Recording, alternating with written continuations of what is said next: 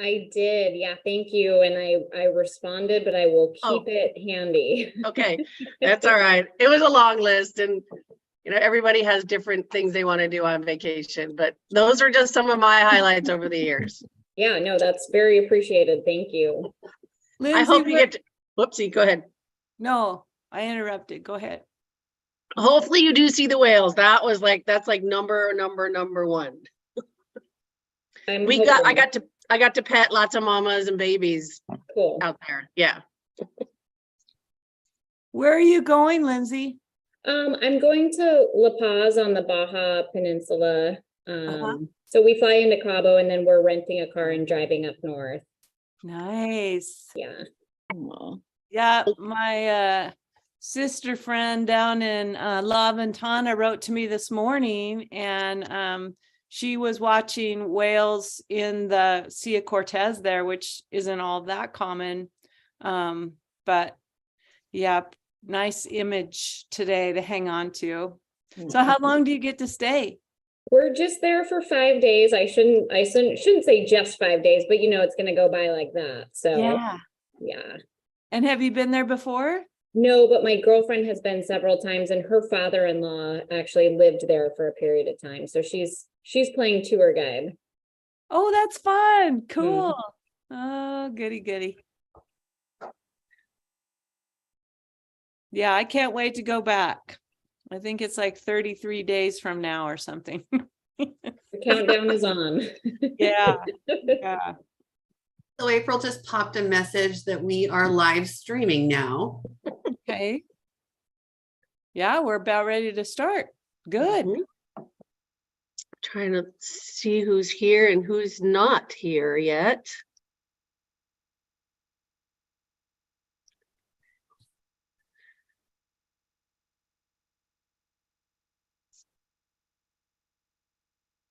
Good morning, Dan. Hello. Sorry I missed y'all yesterday. Yes, your input was missed too.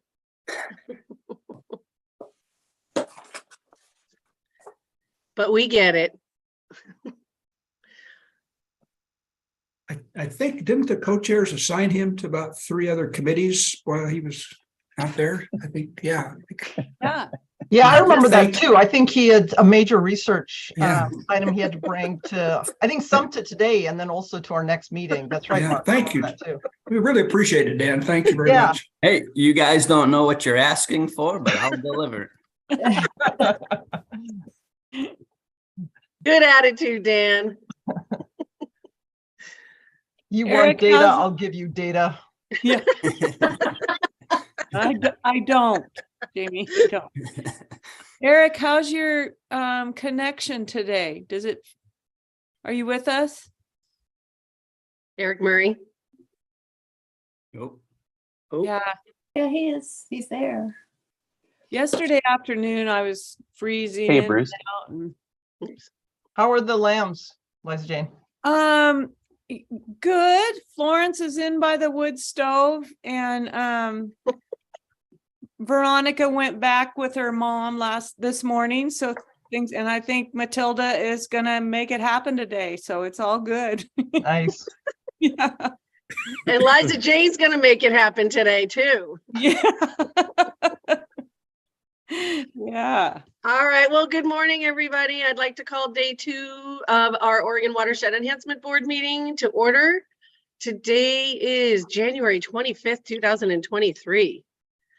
And I am just going to say good morning and welcome and thanks for your heavy engagement yesterday. And let's stay on par and do the same today. So I will pass the baton to Liza Jane. Thank you. And I'll echo our welcome to everyone. And we get to start out with the best, which is public comment this morning, just general public comment. So on my list, I have Chris Gannon starting from the Crooked River Watershed Council. Are you here?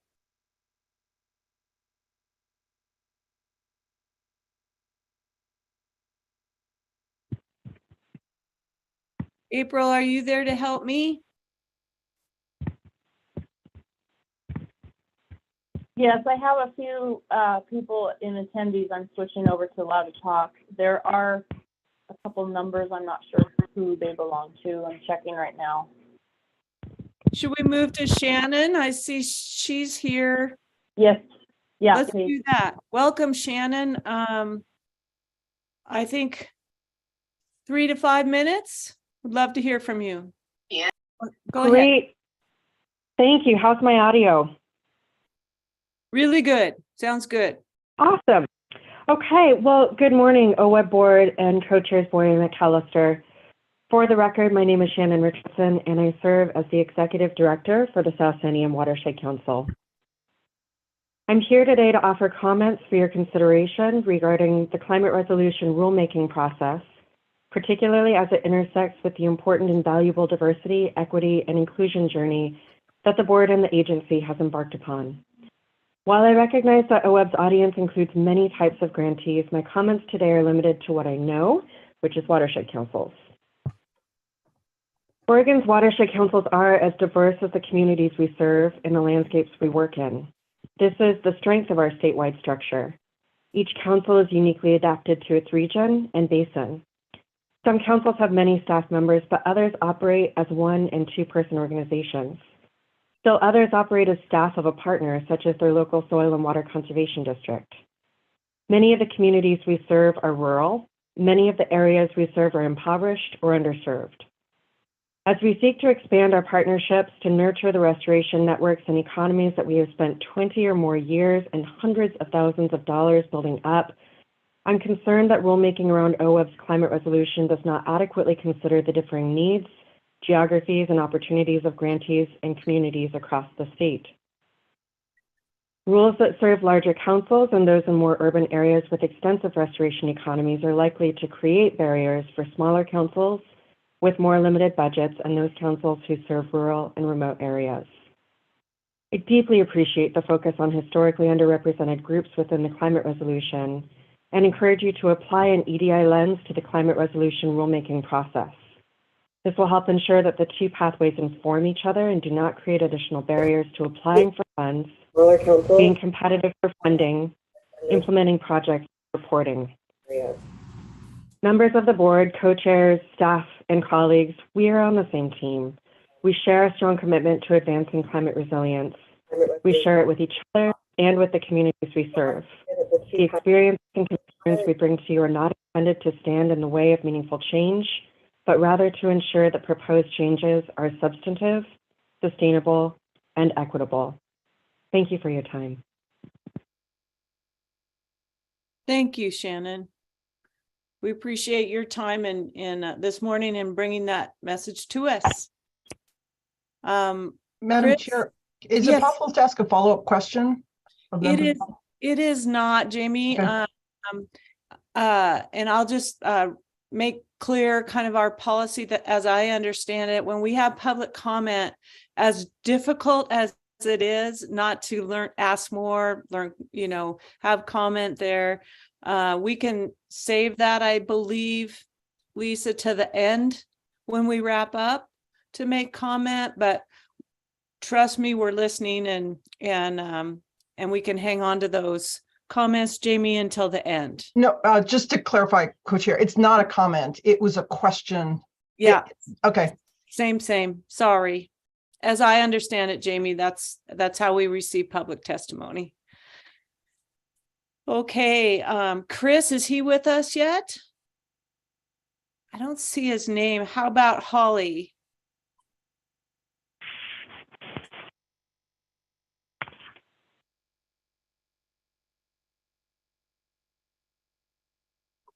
Okay, I'll bump down to Alex Dye. Are you here this morning?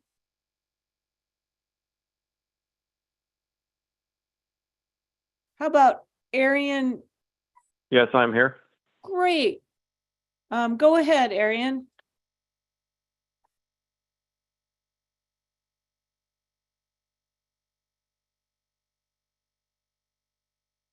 So. Hello, Arian, go ahead. Thank you. You have 3 to 5 minutes. Nope. Hi, this is Aryan. Do you hear me? Aryan, we do. Loud and clear. Good. No Thank worries. I think actually Alex Dye was the one saying he was there. So if he wants to Okay. speak first, he's welcome to. Okay. Thank you. Alex, we're ready. Okay, You're am I still on? You are on. Okay, good. Hi, thank you for hosting this public comment session. I'm Alex Dye. I'm research faculty at Oregon State University. And it's been a part of my career studying carbon capture of various tree species. And I just wanted to mention that attempting to quantify carbon capture before the trees have even been planted and put in the ground is quite an inexact and variable science, and will, by its very nature, be fraught with multiple levels of inequity. And to give you some perspective, not only do different trees of the same species have substantially varying rates of carbon capture, but individual trees within that same species and different parts of the forest can have substantially different rates of carbon capture. For example, a tree of one species that lives in the understory for most of its, say, 100-year life will capture quite different rates than trees of that exact same age that are in the overstory. And likewise, a tree that dies a year after going into the ground will barely be able to capture carbon compared to a tree that lives over 100 years. So with this, I wanted you to think about how do you quantify carbon capture in the advance of trees even going into the ground if there's no way of knowing how many will survive or eventually die. And this is especially the case for many of the organizations around the state of Oregon that are relying on specific types of planting methods, where they plant a large number of small stock species for cost-saving purposes, while expecting that many of them will eventually die.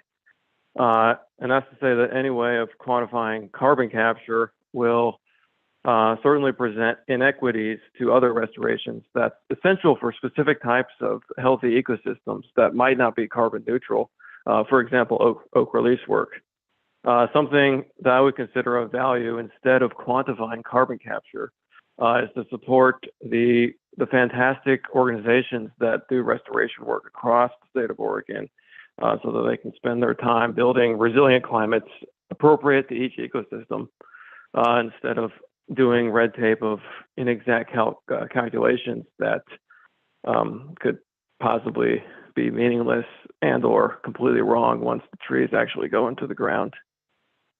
And I appreciate the chance to just be able to speak that and pass that information on for your consideration. So thank you. Thank you, Alex. Arian. Hello. Good morning. Can you hear me all right? Good morning. Thank you for joining. Thank you for the opportunity to comment today. My name is Aryan Deno, and I'm a policy associate at the Pacific Forest Trust. With offices in Portland and Ashland, PFT has conserved over 20,000 acres of Oregon forest land to date, most recently acquiring the 1,100-acre Mount Ashland demonstration forest with OWEB support. We are grateful for that opportunity to work with you and to have had an excellent working relationship with OWEB for the past 25 years, during which we've been able to collaborate on pioneering the conservation of working forests. As the impacts of climate change intensify, the demand for OWEB's work will continue to rise exponentially. While there are more resources available, the recommended increases for OWEB's capacity are not commensurate with demand or need. To protect Oregon's natural heritage, the rich biodiversity it supports, and the countless ecosystem services it provides, we urgently need to scale up our conservation efforts. We applaud the climate resolution passed by the board last year, but to honor and fulfill your new commitment to addressing climate change, we are asking for increased funding for land acquisition projects in the next biennium spending plan. We specifically request that the board act today and direct more funds to be invested in the open solicitation. The currently proposed spending plan boosts two of OWEB's three core programs, focused investment partnerships and operating capacity, but leaves open solicitation static.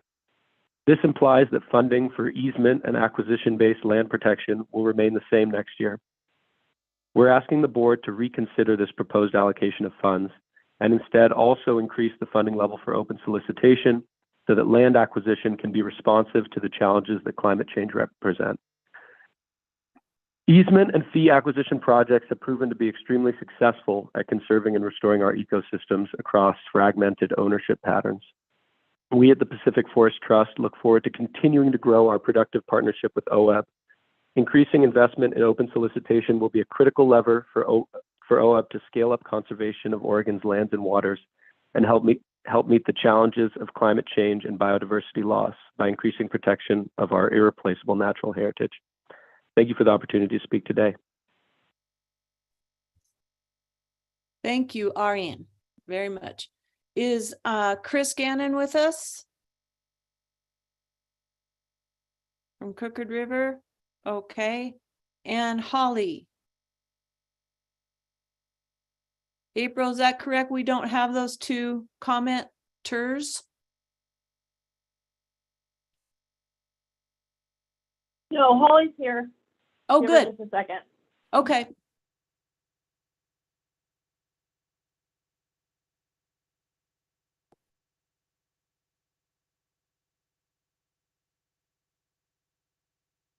Hi, this is Holly Papira, the Executive Director of the Marys River Watershed Council. Can you hear me all right? Yes, Holly, thank you. Perfect, thank you. Yeah, thank you for letting me speak today. I wanted to respond to a couple of things. First of all, I wanted to respond to Barbara's question yesterday about how watershed councils leverage funds. To give you one example, our council capacity grant helped us lay out almost a dozen restoration projects over the past biennia. Council capacity allows us to quickly and timely jump on opportunities, including those through the Inflation Reduction Act and the infrastructure funding that would have otherwise taken us years and would have been too late for us to build the capacity through TA grants or other grants to help us respond. Our council capacity grant helped us respond and submit an application to a $7 million NOAA Fish Passage grant last year, which alone is a 100-to-1 return on investment for 1 year of our council capacity grant. And that is one of many examples from the last year. We work regularly with diverse partners thanks to these funds, and it helps us bring in significantly more funding for on-the-ground restoration work in Oregon. And I know thank you for making this investment, and I urge you to continue doing so across the state. I also appreciated Kelly and Jamie's comments yesterday during the meeting about cross-communication among OWEB board committees to ensure one committee is not creating barriers while another is trying to remove them. And to preface my following comment, I wanted to say I've devoted my life's work to climate mitigation and building more resilient ecosystems for generations to come. And I do this work on a daily basis, and so have all OWEB grantees that have been working on the ground over the past 30 years. And I also have extensive experience in calculating carbon sequestration data. I really appreciated Mark's comment yesterday about the wide-ranging academic understanding of carbon sequestration benefits of riparian plantings, and would echo that this is something that we do know and well understand. And I want to emphasize that time we're spending doing these calculations and administration is time that we can't be working on the ground to increase climate change mitigation and adaptation efforts. I urge you all to consider supporting the work itself instead of these possible barriers of entry to doing this work. And gathering the kind of data, or the carbon sequestration data, is time consuming, and it's inaccurate if growing conditions are unknown, such as before we're submitting a grant application. And as one example, the same species of trees can have various and pretty differing carbon capture rates depending on if it's understory, overstory, or even if it's on the windward or leeward side of the coast range. Is just one small micro example. And I encourage you to consider the inequities within asking for carbon sequestration data before a grant application is submitted, and how you fairly evaluate carbon sequestration before mortality rates are known. It's gathering this kind of data before a project goes into the ground is putting the cart before the horse, and especially within varying planting styles across the state. it's by essence going to be inaccurate before anything goes in the ground, and potentially significantly inaccurate. And I'd encourage you all to please consider slowing down the process and carrying out an equity barrier assessment before adopting the rules, because this is one of many barriers that could potentially come about as a result of this. Thank you for your time. Thank you, Holly. Do we have Chris here or anyone else that was signed up for our public comment?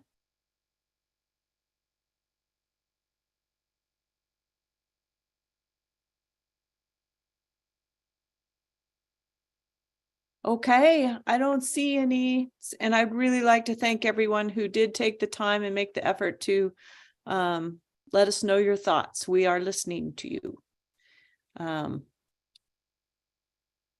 Barbara, I'll turn it over to you. Agenda item K.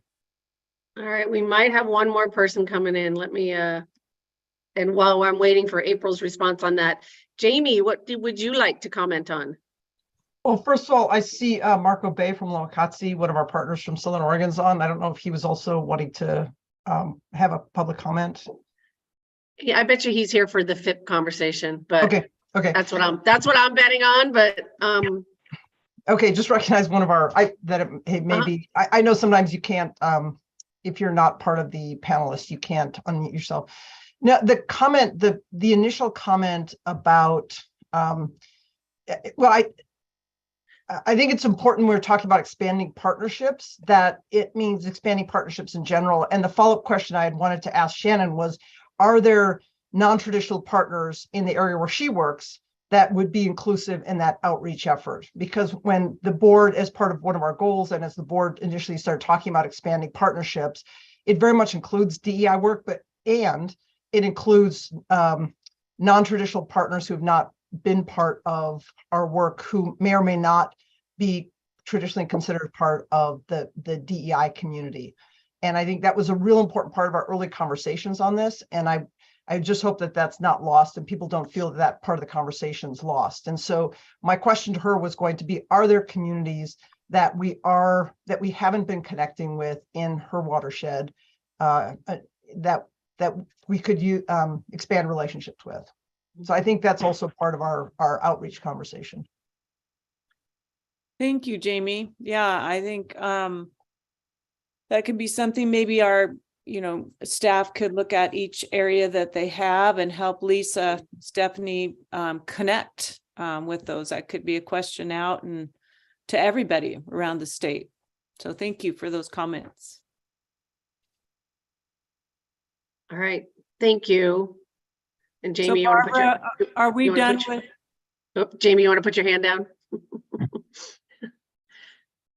We're done with public comment. Yes. Okay. All right. So moving on to agenda item K, I would call Eric Hartstein, Eric Williams, Denise, Audrey, and Jillian forward to talk about 2021-2023 FIP reporting, please. All right. Thank you, co-chairs, members of the board. The panel that we have today of OWEB staff includes those that Barbara just mentioned. I'm Eric Williams, the Grant Program Manager. We also have Eric Hartstein, Legislative and Policy Coordinator, Audrey Hatch, Conservation Outcomes Coordinator, Jillian McCarthy, and Denise Hoppert, both Partnerships Coordinators. And we're really happy to have joining us today folks from each of the Cohort 2 FIP partnerships, and we'll get to that in a moment.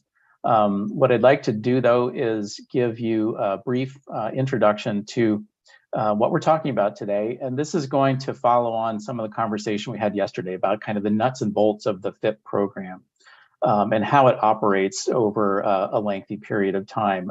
Today's agenda item is a key part of that process, as we'll soon see here. And so the FIP program has these 4 overarching goals that we talked a little bit about yesterday and at prior board meetings. It's an investment that supports strategic restoration initiatives at the landscape or watershed scale. And the definitions and goals here that you see on the screen, these are evaluated at the initiative level as the board did when you selected FIP partnerships for award at the July board meeting. And as we talked about, the FIP initiatives are a funding commitment for a period of up to 6 years, not exceeding $12 million or $4 million per biennium. And the program is governed by a set of administrative rules that were completed in 2018. And as we noted yesterday, we're due for a 5-year review of those rules this year.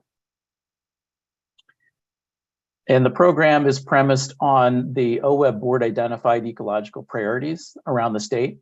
And the board approved this first set of priorities in 2015 based on input from the conservation community across the state. The priorities are closely linked to federal recovery, state conservation, and tribal plans, and they are reviewed at least every 5 years. Most recently, the board formally adopted updated FIP priorities in 2020. And so, as we mentioned yesterday, the next opportunity to review these will be in 2025. All FIP initiatives that are selected must address one of these board identified priorities, and there are detailed memos and maps describing each of these on the OWEB website. This shows you a map of the second and third cohort FIP initiatives and the type of OWEB priorities that they're implementing. These are also provided in attachment B of the staff report for item K. And as a reminder, the board just funded the cohort 3 FIPs at the July meeting, but today you'll be hearing from the cohort 2 partnerships. This table shows the funding levels for each of the cohort 2 and 3 FIP initiatives for the current biennium and the amount requested for each initiative for the upcoming 2023-25 biennium. And note that OWEB staff will be presenting more detailed budgets for each of these initiatives at the April 2023 board meeting. And this is an important component to keep in mind because while the board selects FIPs with a commitment to fund for 6 years, the board only can operate with its biennial budget every 2 years. And so the process that we're doing today is the mechanism for you, the board, to hear how progress is going for each of these FIPs to help inform your decision when you adopt the spending plan for the next biennium and whether or not you agree to award the subsequent biennium of funding as requested by the FIPs. As the cohort 3 FIPs are just underway, we wanted to give you an update on the progress made so far for each of these initiatives and some of the key milestones. All of the cohort 3 FIPs have participated in a FIP orientation meeting with OWEB staff. They've helped recruit members for their project level technical review teams and participated with OWEB in a meeting to discuss monitoring and progress tracking. 4 of these 5 partnerships have scheduled their first project level grant cycle with OWEB, and they're also working to secure signatures from all of their partners, which can take some time, particularly with federal agencies that have different signing authorities. Once those partnership agreements are signed, each of the cohort 3 FIP initiatives has a technical assistance grant to cover the capacity needs of their partnership. And at this point, I'm going to ask Audrey to talk a little bit about progress tracking and reporting. Thank you, Eric. For the record, Audrey Hatch, Conservation Outcomes Coordinator with OWEB. Progress tracking reports are the primary means for each partnership to communicate consistently over time about progress towards their goals. So to develop these reports, each partnership works closely with OWEB using some common foundational elements you'll see kind of at the top of the slide. So at the outset for that first progress tracking report, each partnership uses information from their strategic action plan and other information from their application to define measurable objectives that they will track over the life of the FIP, and using a detailed progress monitoring framework. It's really grounded in a scientific theory of change. And this was discussed with the recently funded cohort 3 FIPs at one of those monitoring meetings that Eric just described. Then each subsequent biennium, each progress tracking report provides an updated summary of progress towards these objectives. The reports also include updated information about OWEB funding and total funding leveraged, actions implemented with OWEB funding, and a summary about adaptive management and how that's been applied throughout the partnership over the past biennium. For each of the reports, there are several iterative steps. If you don't mind going back to the previous slide, please. Kind of at the bottom half of the slide really kind of shows each of these steps that organize the data, draft the content, and then finalize and share reports out with the board and FIP partners.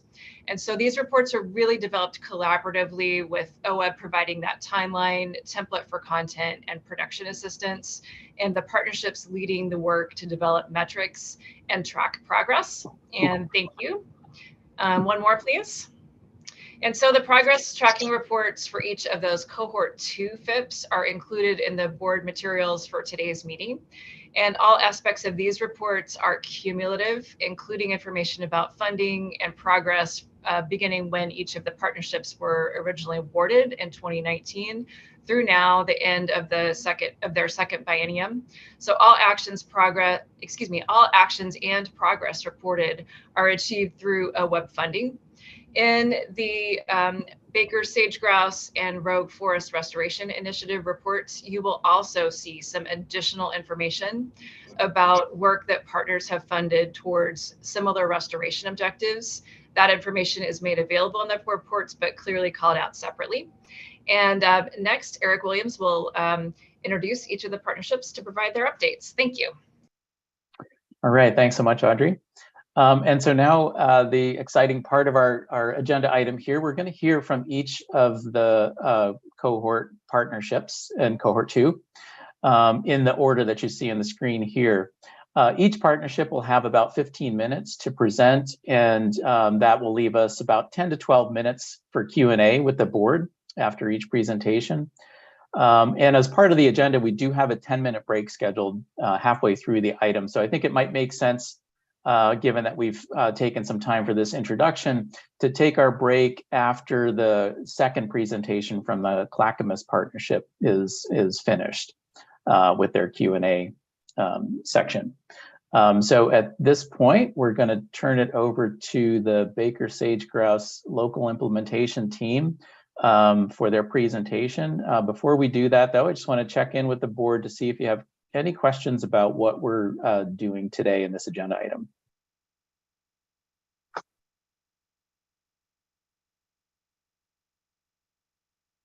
All right, seeing none, let's turn it over to the Baker Sage Grouse partnership.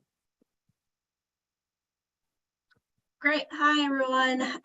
My name's Morgan Solomon, and I'll share my screen here. I am the Baker Sage Grouse local implementation team coordinator. Give me 1 second.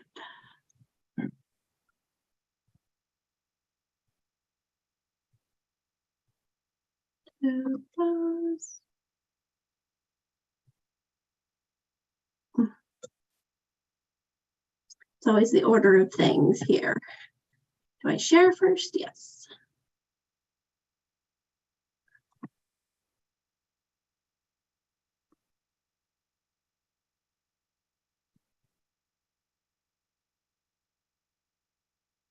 All right, can somebody allow or tell me if they can see our PowerPoint presentation? We can see it, Morgan. Okay, great. All right, so yeah, thanks for the introduction. As Eric said, our partnership is called the Baker Sage Grouse Local Implementation Team, or the Baker LIT.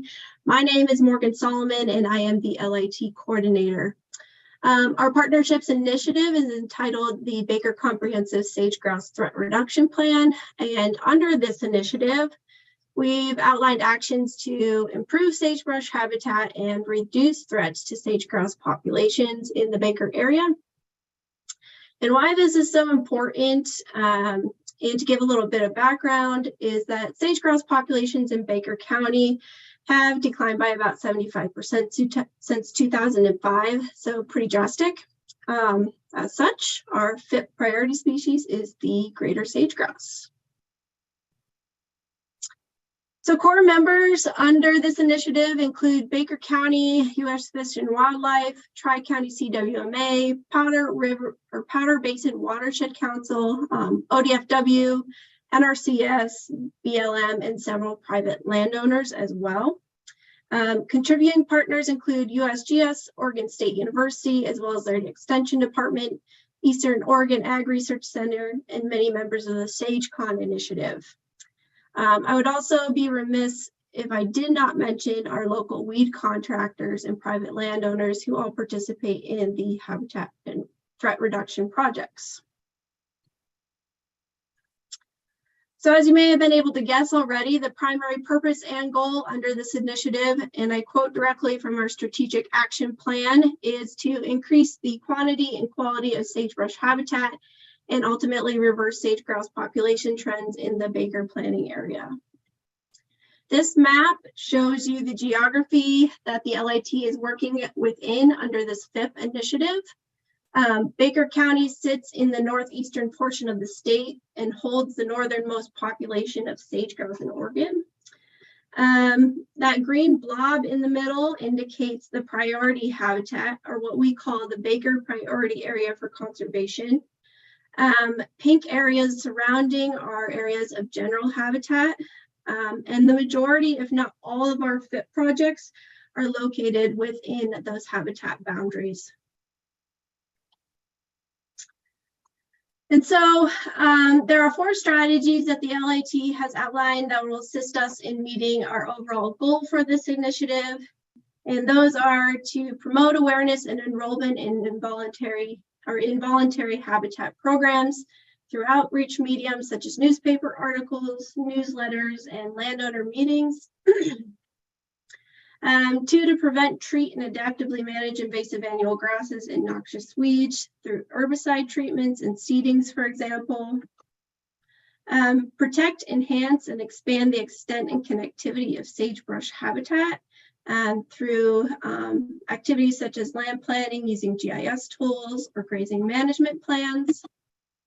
And then finally, to address key information gaps to better understand potential sage-grouse threats in the Baker planning area. For example, a couple projects included in this include quantifying the prevalence of West Nile virus and its potential impacts on sage-grouse populations, and then also assessing impacts of raven mitigation on sage-grouse survival.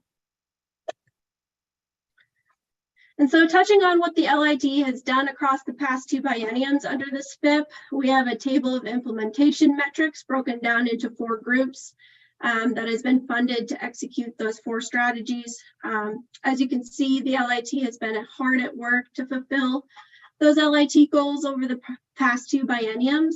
And I'll go over a lot of this for the rest of the presentation, but I just wanted to provide sort of an overview. We've increased capacity to fulfill the goals, conducted outreach regularly, even in the face of COVID, put many restoration treatments on the ground. And then in addition, we've also developed and implemented 2 monitoring protocols to measure potential progress towards improving sagebrush habitat. And so bringing it back to our overall goal, here are ecological metrics that will hopefully include improving sagebrush habitat and reducing threats, which will translate to increased sage-grouse survival, which will then move to increasing sage-grouse population trends. These ecological metrics are important, and currently the LIT is working towards developing and implementing methods to measure progress towards these ecological goals in the long term. Which is a great segue into a project, one of the first projects we wanted to present to you guys, titled Supplemental Monitoring for Robust Analyses. So to provide a little bit of background on this project, it wasn't that long ago that we solicited USGS to analyze some of our pre and post restoration treatment data using our collected using our monitoring protocols. There's been many treatments on the ground, and so what we wanted to know, was the LIT successful in reaching our overarching goal as stated in the FIP? Did we improve sagebrush habitat and ultimately reverse sage-grouse population trends? And what we quickly found out with some preliminary discussions with USGS is that our original monitoring protocol, while still very, very important, was, for lack of a better word, maybe a little bit insufficient. Our original monitoring protocol incorporated threat-based model assessment combined with a modified AIM assessment. And this is relatively intensive. So it allowed for one site or one plot with this monitoring protocol per treatment. And in total, we established 30 plots under this protocol. However, it was made apparent to us by USGS that we really needed to ramp up our sample size and allow for a control versus treated comparison. And so in collaboration with USGS, we implemented a new rapid ocular vegetation assessment protocol that allowed us to collect data points at multiple locations within treatment areas and control points without overtaxing our technicians. And an overview of that protocol is just basically a visual ocular assessment of vegetation cover within an area, and then combined with some photo point analysis. And if you have questions about that, I'd be happy to answer them. But in total, as of right now, we've established 322 plots, which is pretty impressive in my opinion, across the Baker planning area. And so we'll use this pre-post treatment data from both monitoring protocols combined with LEC survey data and habitat use and success data, plus the USGS analysis expertise to really answer that question as to whether we improved sagebrush habitat and did that translate to sage-grouse increases in sage-grouse survival. Cool stuff. Okay, so moving on to our second project we wanted to present. It's a bit of a shifting gears, but our second project we wanted to summarize isn't actually highlighted in our progress tracking report. However, we just recently made some really good headway on this project, and we wanted to highlight it. So this project focuses on the development of a carcass disposal program. Now, you might be wondering, what does a carcass disposal program have to do with sage-grouse? Well, the key factor here is ravens. Ravens are a significant nest predator for sage-grouse. They also love to scavenge on carcasses, whether those are livestock or wildlife. And so the overall goal of this carcass disposal program is to reduce raven food resources on the landscape to minimize their presence within sage-grouse habitat. Excuse me. And this goes beyond sage-grouse conservation as well. We have many potential stakeholders involved in this development of this program, including the Baker Sanitary Station, Wolf Commission, ODFW, meat shops, and of course, private landowners. So there are two components to this project. First is the construction of the carcass disposal station. Currently, we have made plans to collaborate with Baker Sanitary Station to construct the site at the Baker landfill. In addition, we have made preliminary blueprints for site specifics.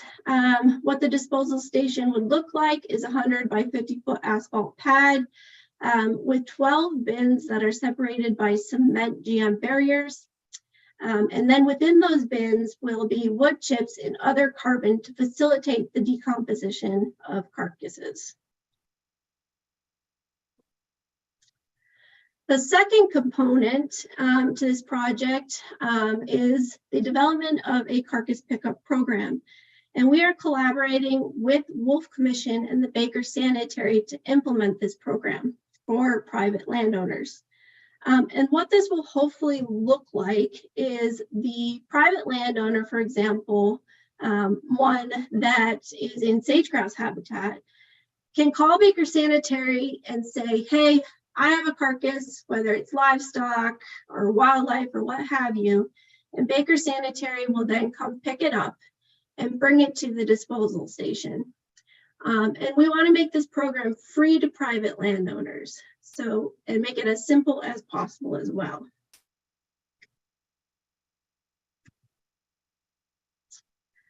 Okay, so moving on to some of our implementation metrics, we wanted to highlight some that we felt were quite meaningful to some of the successes that the partnership has had over the past 2 bienniums.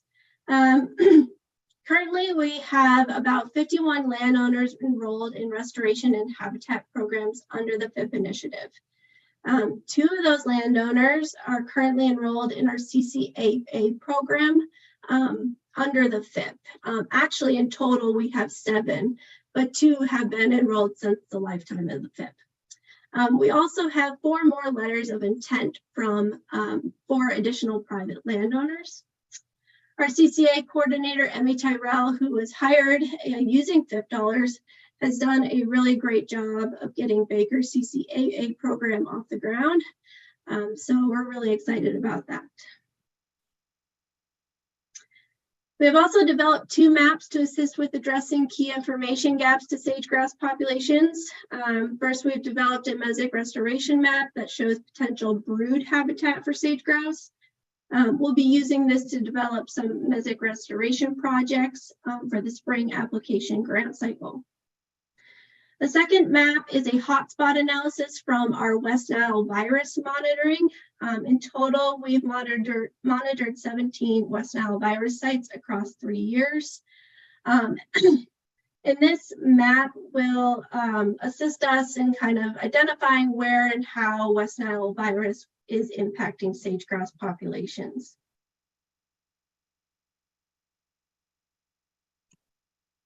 Finally, the LIT has done a lot of work to treat and prevent invasive annual grasses and noxious weeds. Thus far, we've treated 2,800 acres for noxious weeds and 4,300 acres for invasive annual grasses. We've also seeded about 1,000 acres. Just to note that this does not include what NRCS has done as well for match within the Baker planning area. And those numbers are listed on the right here.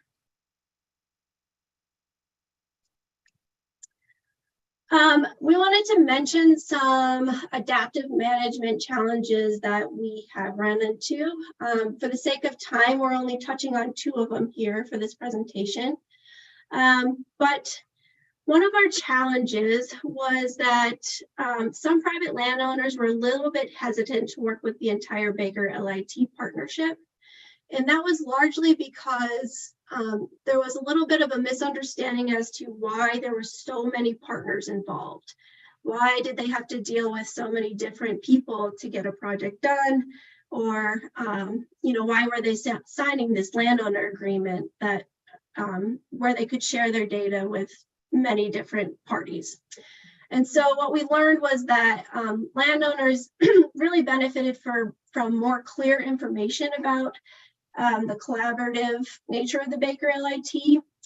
And so how we adapted to that was we first adjusted our landowner agreement, and then I'm in the process of providing a partner overview to attach to those landowner agreements that just gives like a picture of each of the partners' faces and shares what they do for their projects. The second one we wanted to highlight was the challenge with implementing restoration actions in the face of both climate conditions and then capacity constraints with local weed contractors.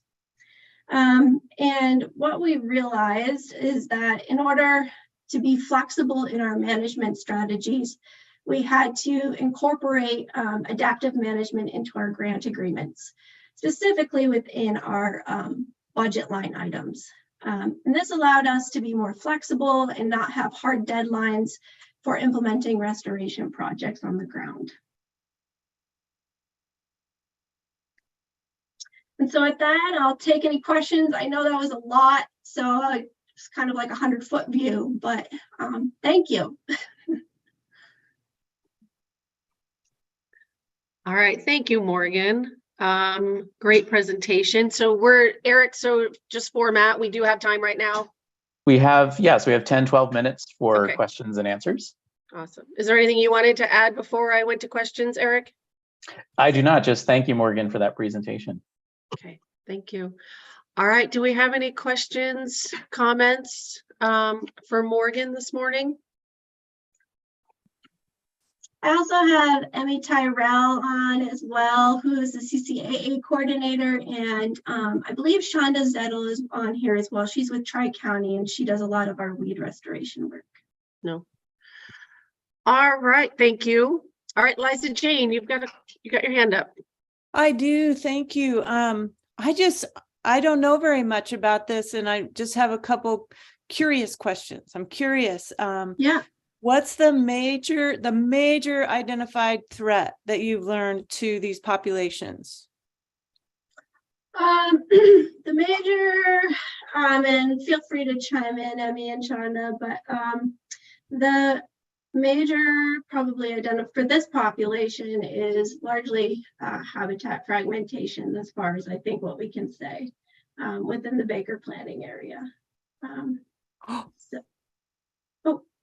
Oh, goodness. Are you still there? Did I disconnect you too? No. Good. Okay. And then, on the predators, at what level are they considered contributors? And are there more than ravens affecting those populations, and are they under management as well? They're not under management. I mean, such as like coyotes and badgers, and no. Besides ravens, those are not under management. And they do have an effect on sage grouse populations, but it's, in my understanding, it's not as, what's the word I'm looking for? It's always going to be there, and it has always been there. Okay. Yeah. So with your project with the ravens, is that effective? Are the numbers reducing of ravens? So what we've found so far with those mitigation strategies is that so far it's inconclusive. This is a long-term study that we've been in collaboration with OSU, and we've been looking at lethal and non-lethal management options. And so far it has been inconclusive, but we still have 2 more years of data collection. So. And this is just quirky me, but it seems like if you move those carcasses away from your habitat, you give the ravens another place to go. Yes, that's exactly what it is. Yep. And but you're covering them all up so they can't get to those, right? Yes, yeah. So yes. But the other great part about the carcass disposal station is that it's at the landfill, so it's already at a place that has a high density of ravens. It's high impact area anyways. So yeah, and helps with the other predator attractants, I bet. Yep, exactly. The Wolf Commission should be really invested in this because they want to reduce attractants for wolves on private land as well. Yeah. Thank you. Very, very good presentation. I'll clear the floor. All right, Lindsay, you got your hand up. Yeah, thank you. For the record, Lindsay McClary, OWEB board. Great presentation, really cool to hear about your project. Similar to Liza Jane, I do have a question about the ravens and the carcass program. Has there been any conversation or consideration to, pulling the ravens off, having basically like a feeding station or a buffet, maybe any disease?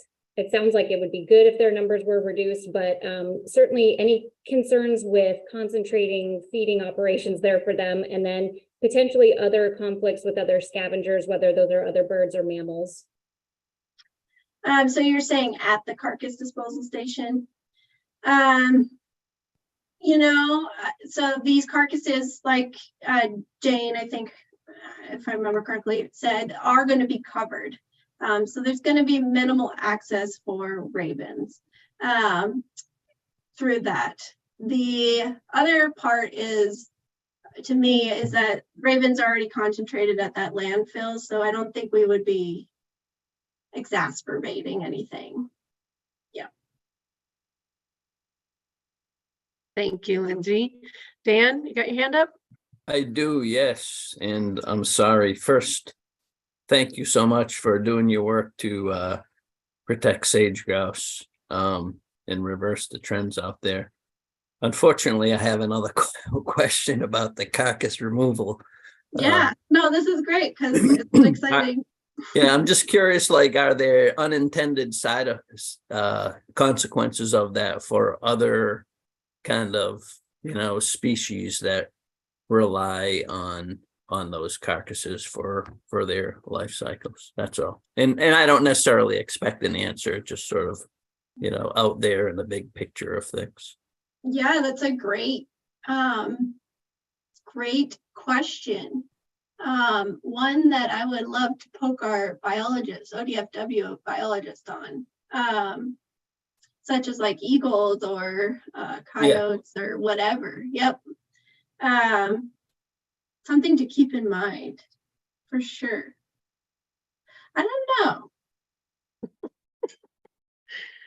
All right, that's okay, Morgan. It was more just thought provoking, I think, is what he was doing. Something to keep an eye on. Mm-hmm. All right, Mark, you've got your hand up. Okay, thank you. Thanks, Morgan, for the presentation. Really appreciate it. My question is about, I think you mentioned you have difficulty with getting contractors. So I'm curious about, supply and demand. Is that raising the cost of doing projects on the ground with lack of contractors, or the ability to get your projects done? So that's the first question. And then about the cost, do you see the cost going up since you're in your second period now of being able to do the projects you'd like to do on the ground? So I am new. I would like to direct this question to Shonda if she's willing to answer it. She's our Tri-County weed. If she's still on. Hello, Morgan. Yes, I am on, if everyone can hear me. Yeah, our costs are going up. Our contractors usually raise their rates. They've been raising them annually. I'm hoping it'll start to stable out. It's getting hard to predict, especially individual project budget. It's so hard. Materials, contracting, everything is rising. So we're just trying to pinpoint when we do those budgets, when we do that. And then we have to be really strategic when we plan projects that we're not overloading our contractors. We know, we're a couple years into this. We know about how many contractors we have. So we plan only projects that we are able to complete with contractors. So we have to be strategic with timing on that. Thank you.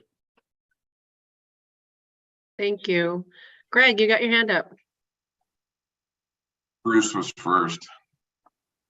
Okay, his hand went down, and I think his question was answered. I'm just quickly, just a comment. I just really appreciated the presentation, and I just, the relationships and with private landowners and the cooperation are key, in my opinion, to recovery for this species. And so I appreciate the approach, and I'm just, from a OWEB perspective, I'm grateful this is one of the 5 priorities. Awesome. Thanks, Greg.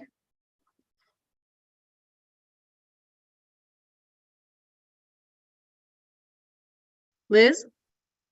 Yes, thank you. So Morgan, I too enjoyed your presentation, and I just want to do a little shout out to your approach on adaptive management. So planning and the application and the success of getting it, and then the devil's in the details sometimes.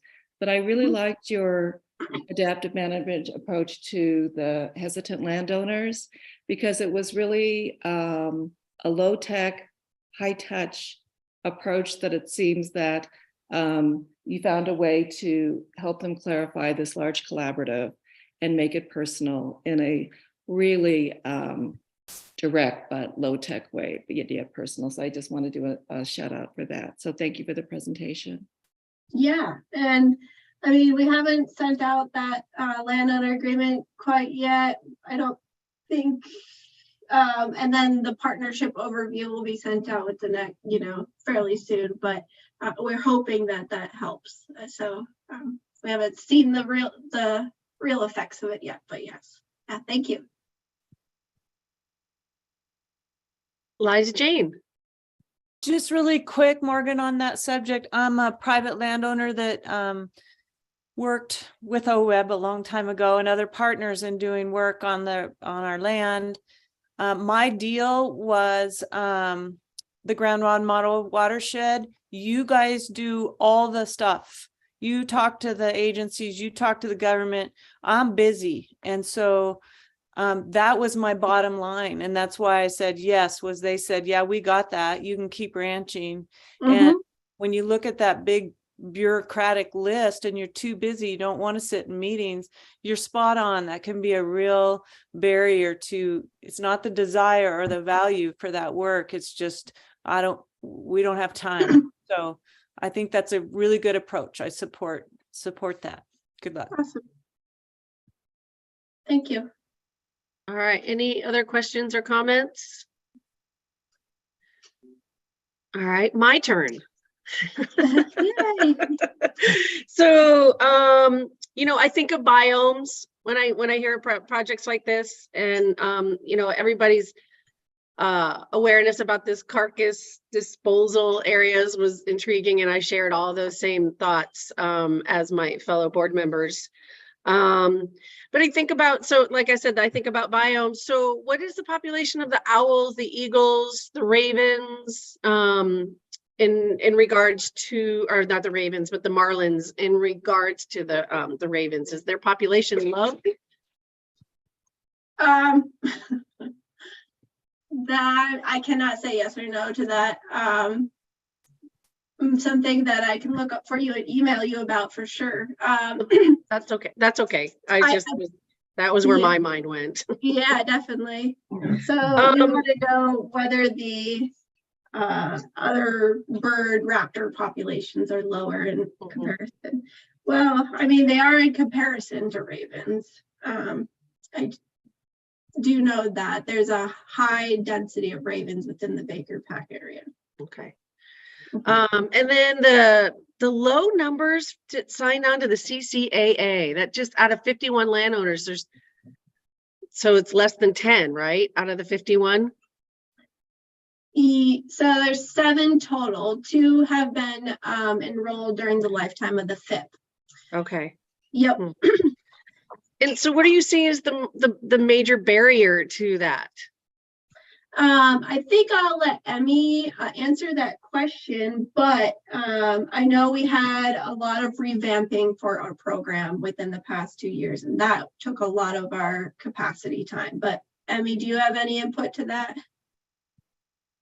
Yes, I do. Hi, I'm Emmy Terrell. I work with Powder Basin Watershed Council, and I run the CCAA program. So one of the main challenges that we face with that program is it's been around for a while, and it was previously held with our SWCD in the area. And just because it wasn't something that was aligning with their goals, essentially Fish and Wildlife Service a couple of years ago approached Powder Basin Watershed Council and said, do you guys want to take over the permit? And we accepted. And so one of the things that, yes, Morgan alluded to is that we're still in the process of getting it kind of up and going. It's been quiet for a few years. It's kind of fallen off people's radar.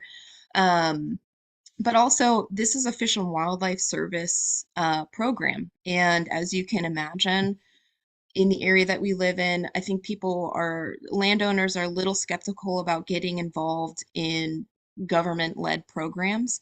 And so there's a lot of hurdles to go, to jump over to make them feel comfortable with the program and signing up, because, you know, these are 30-year agreements. They're voluntary, so they can leave at any time, but, you know, we need to ensure that their information is private. We code everything. We want to make sure that we're, you know, that we are mindful of their operations. And, you know, with sage grouse being a species that people are obviously very concerned about, ESA listing potential, you know, everyone's always worried about any regulations on their property. So it's just one of those things that it takes building trust, and we're starting to see an uptick. I think Morgan presented that we've got 4 more landowners wanting to enroll. So we're looking at doubling our enrollment here in the next couple of years, which has been one of our goals. So happy to talk about it more. You can always reach out to me, but if anyone else has any questions, I'll gladly take them.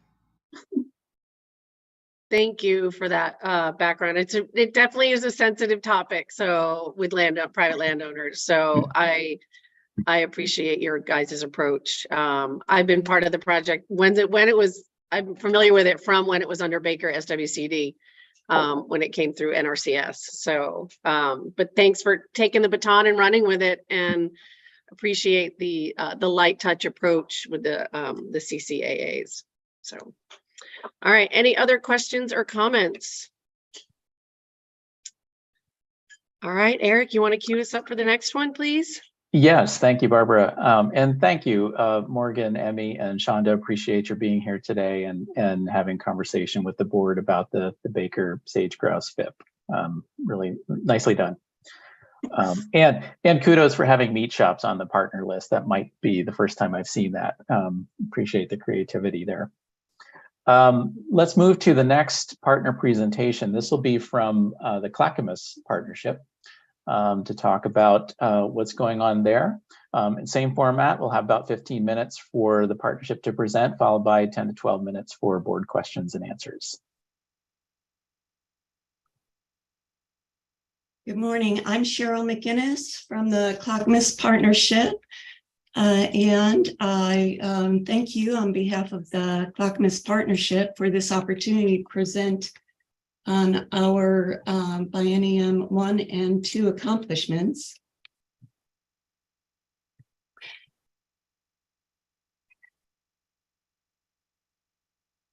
Excuse me. Daniel Newberry, Executive Director of the Clackamas, Johnson Creek Watershed Council, and lead on our monitoring efforts. And I, Cheryl McInnes, Chair of the Clackamas Partnership, present to you today on our Clackamas Partnership Initiative.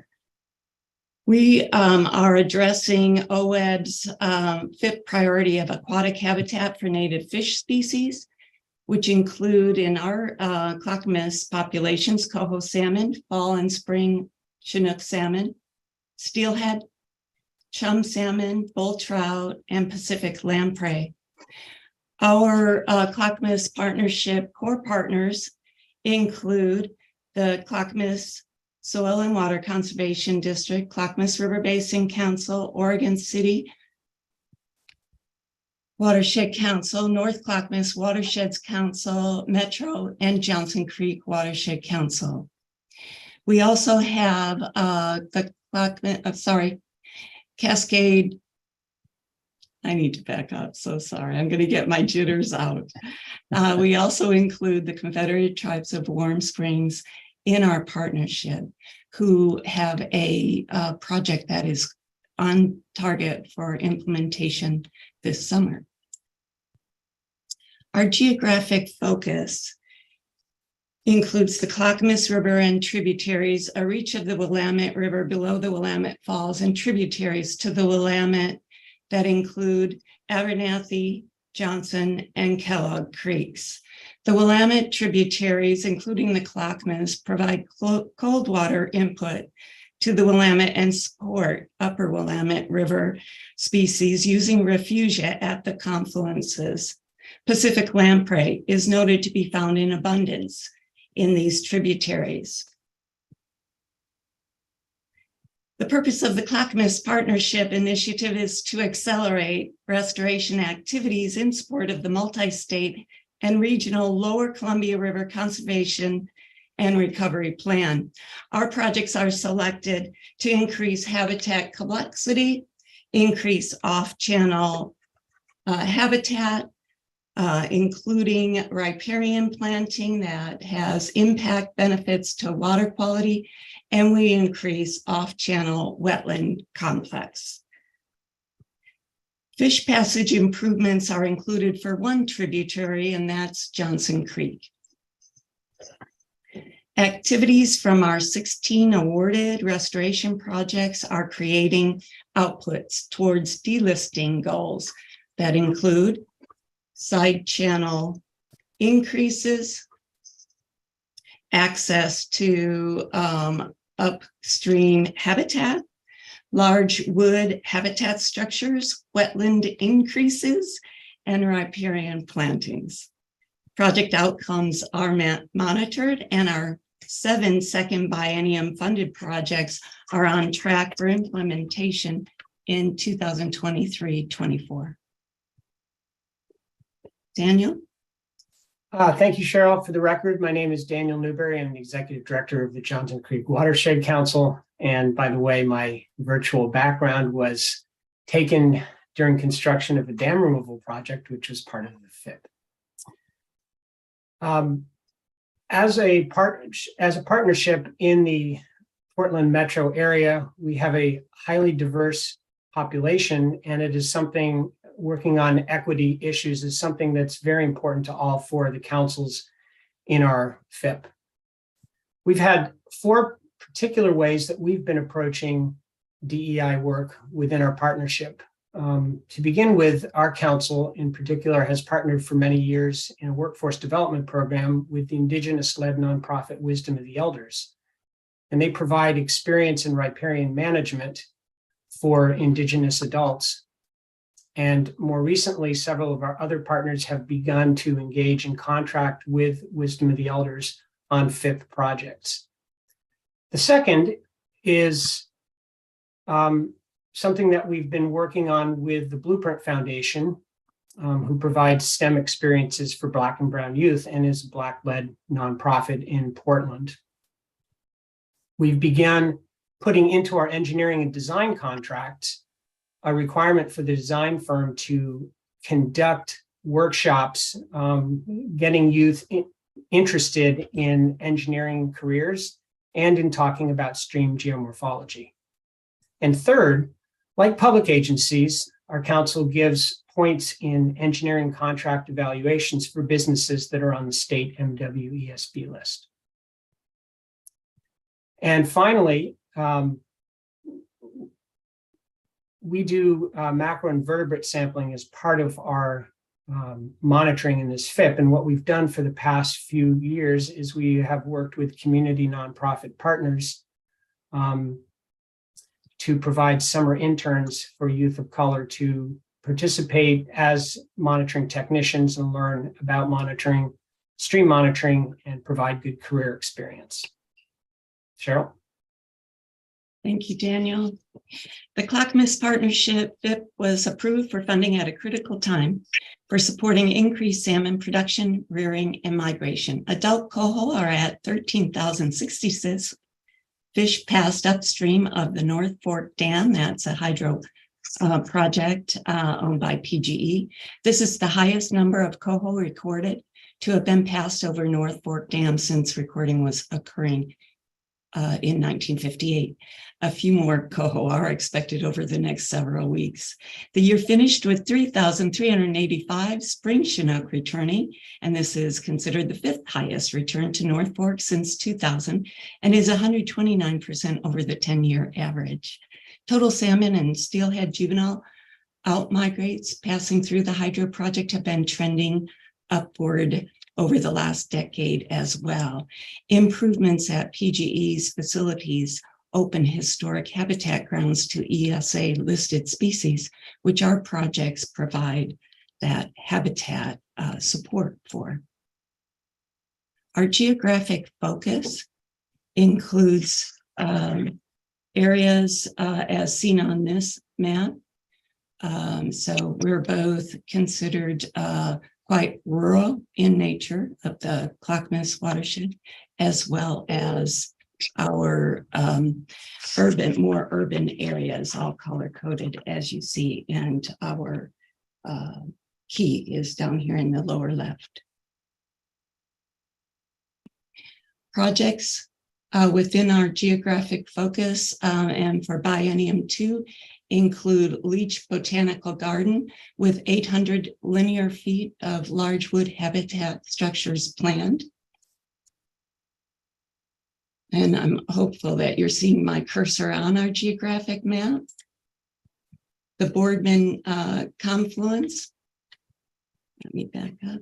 Boardman Creek confluence includes 500 linear feet of large wood habitat structures and 530 linear feet of riparian treatments and planting.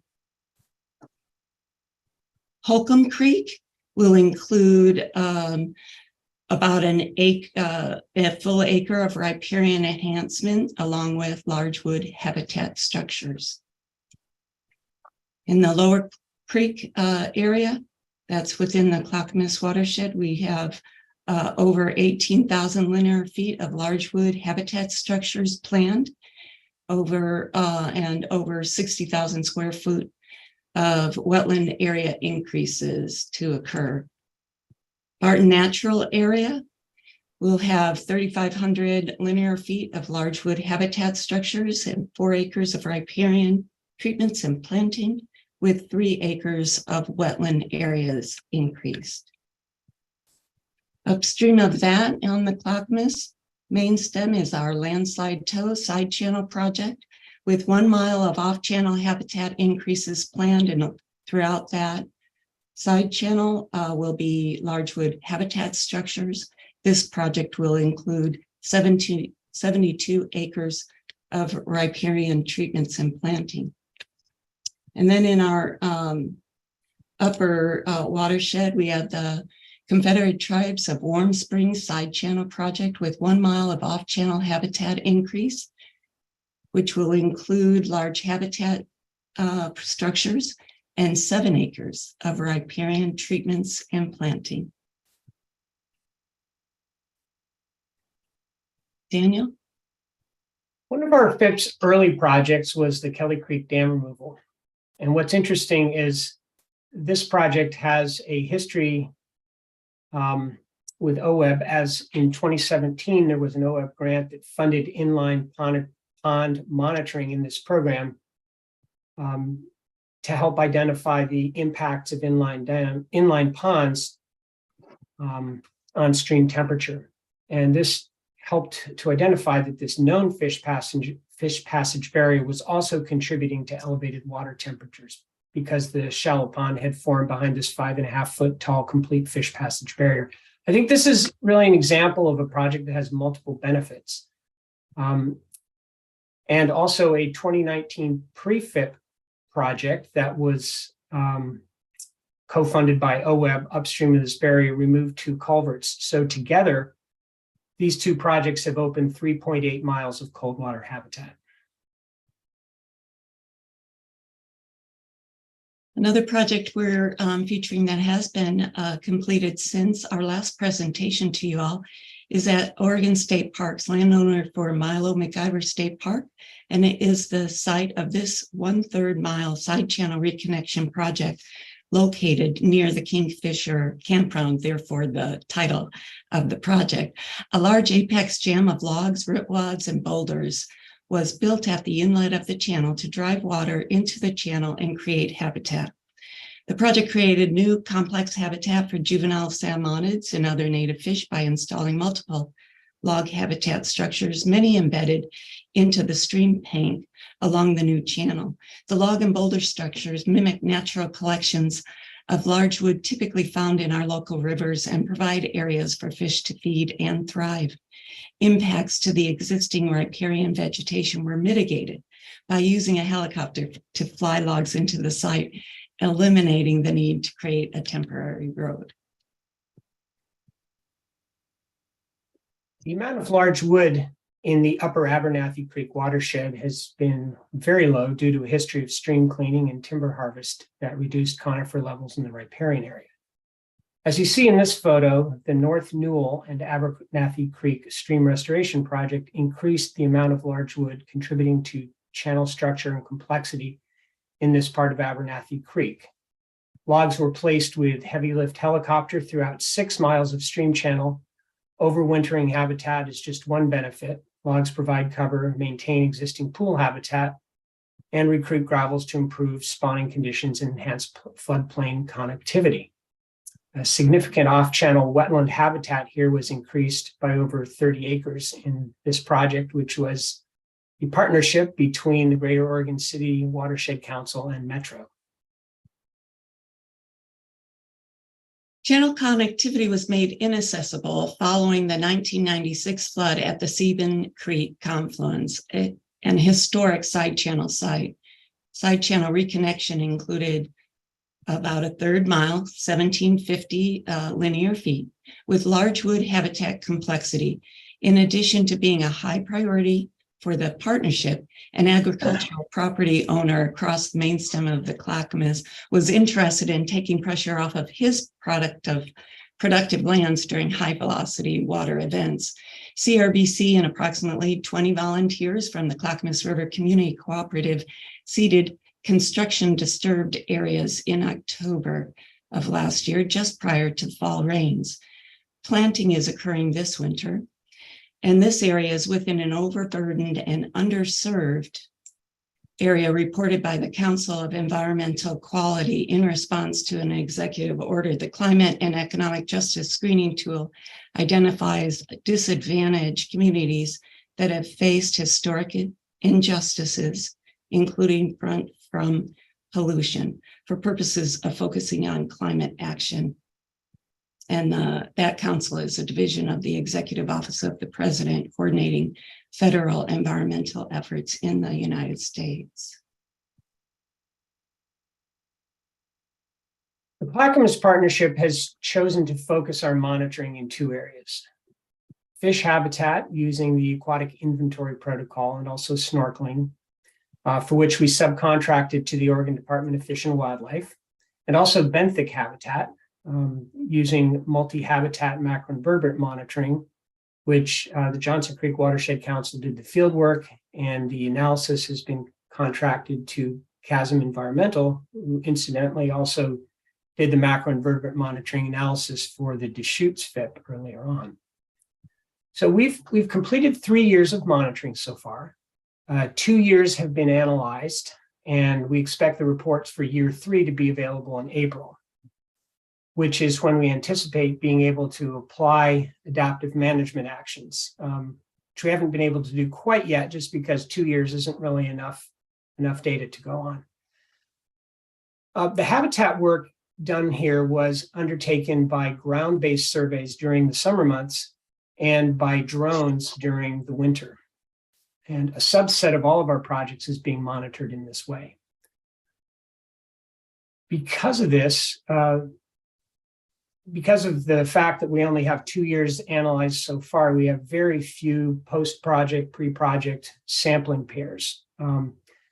But the way we're doing that is we have 3 control reaches that are monitored each year to provide a baseline for which to measure basin-wide conditions.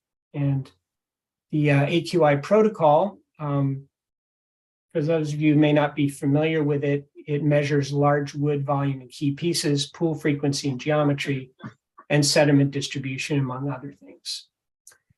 And to look at what we've actually accomplished in terms of metrics, in 2020, our first year, we monitored with the AQI 3 project, 3 control sites, snorkeling 2 project and 2 control sites. And as you can see from this slide, we've gone up, increased in 21 and 22. All of our project sites for macroinvertebrate monitoring are monitored each year. And we use a multi-habitat protocol so that we can monitor pools and glides where necessary, in addition to the more traditional riffle-based approach. And in 2020, as you can see from the slide, we monitored 22 sites and then almost doubled it in 21. and 22. And I think it's worth pointing out, you're probably looking at here and saying, gee, why did everything go up so much after the first year? And there are really a couple reasons for this. One was that the pandemic threw a real wrench in a lot of our ability to monitoring. A lot of public lands were closed to us. And also because of some forest fires in the Clackamas Basin. But I think we've generally recovered from our restrictions, and we're back up now to monitoring the number of sites that we had hoped to monitor initially. Just one thing to point out, we did find out in our second year monitoring, we discovered an important difference pre and post project in that dam removal site. We found that macroinvertebrate biodiversity improved substantially, and that the relative number of temperature and sediment tolerant taxa decreased. So regarding adaptive management outside of our aquatic monitoring results, I think one thing we've learned is that, and I'm sure a lot of you have learned this in your own professional work, is that communications are taking a lot longer now since the pandemic started. So what we've found is that we're planning much further in advance now than we had pre-pandemic in terms of project planning, landowner negotiations, and permitting. Thank you. Thank you for this opportunity. Thank you on behalf of the entire Clackamas Partnership. Any questions? Thank you for that great presentation. I'm having terrible connection issues. Can you guys hear me? We can, Barbara. Okay, I'm going to keep my video off for a little bit. I keep reconnecting, but it's not working for me this morning. Mark, you've got a question? Yeah, thank you, Madam Chair, Co-Chair. Great presentation, you two, Daniel and Cheryl. Appreciate it very much.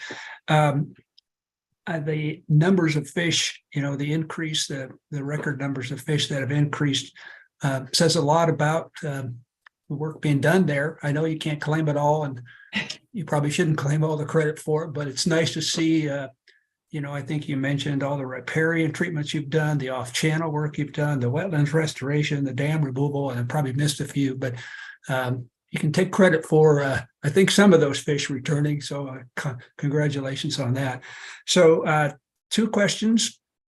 One, the same question I asked the folks in Baker. Costs, contractor costs, ability to get contractors. Is it reducing the amount of projects you're able to do because of cost increases? And then the second question that I have is, I hope you had a chance to listen yesterday, but I'm going to put another plug in. So the Department of Fish and Wildlife has a $10 million grant program that's taking applications till end of January, and fish passage is on the list. And so it is pretty open process. Doesn't have a lot of restrictions on it. So to make those OWEB dollars go further, I hope that you're looking into potentially going after some of those dollars to continue to do the great work that you've had. So those, I guess there's only one question in there about the grants. Thank you. Thank you, Mark. Was there a question about contractors? I would like to address that. From the initial stages of planning budgets for the 3 biennium, there have been significant price increases. So part of the FIP investment strategy was to help initiatives generate additional matching funds. And we've been, as a partnership, looking for those additional funds to fill gaps. You are correct that we are seeing increases in contractor costs. So far as finding contractors, I don't believe anyone has had a difficulty in identifying a contractor or an engineering firm that can assist and do the type of work that we've proposed and you all have expected from us. Daniel, any comment? Mark, I'll weigh in on that. It's true we have found some increases in contractor costs, but I think the bigger problem is that costs are just bouncing all over the place. And part of that has to do with what's going on with supply chains and availability of large wood and things like that. So what we're hearing from contractors is that because economic conditions are changing so rapidly, they feel they have a higher risk that they're having to deal with. So a lot of the cost increases we're seeing, I don't think are actually represent current cost to the contractors, but more that they're kind of worried about what's going on in the external macroeconomic world. And then sometimes prices will go down a little bit and then bump back up. And it's just, it makes it really hard to plan when the changes in prices don't follow historic patterns. You know, it's instead of like maybe going up slowly, they're going kind of like this. So it's getting really difficult to plan. Okay, well, that leads me to another question, and probably, I don't know if Dan Shively is still on. Yeah, he looks like he's there, but with the fires that occurred in that watershed, significant amount of destruction of habitat, partnering with the Forest Service and the BLM and private landowners to, you know, do intensive projects to help restore the habitat there. So that's a question for maybe Dan or you, Daniel, or Cheryl, or anybody else. Is there partnerships going on there to try to restore that habitat as a result of the 2020 fires? Yeah, thanks, Mark. I'll let Daniel and Cheryl speak to that, and then I'll be happy to add to it. Okay, wonderful. And hi, Dan Shively. It's good to see you again. In the upper watershed, I was able to show you one of the projects that will be implemented, planned for this summer, and that's the Confederated Tribes of Warm Springs side channel project.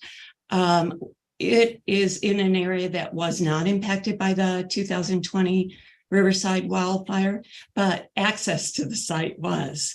And then we are working with U.S. Forest Service on a project that was planned from the start of our initiative.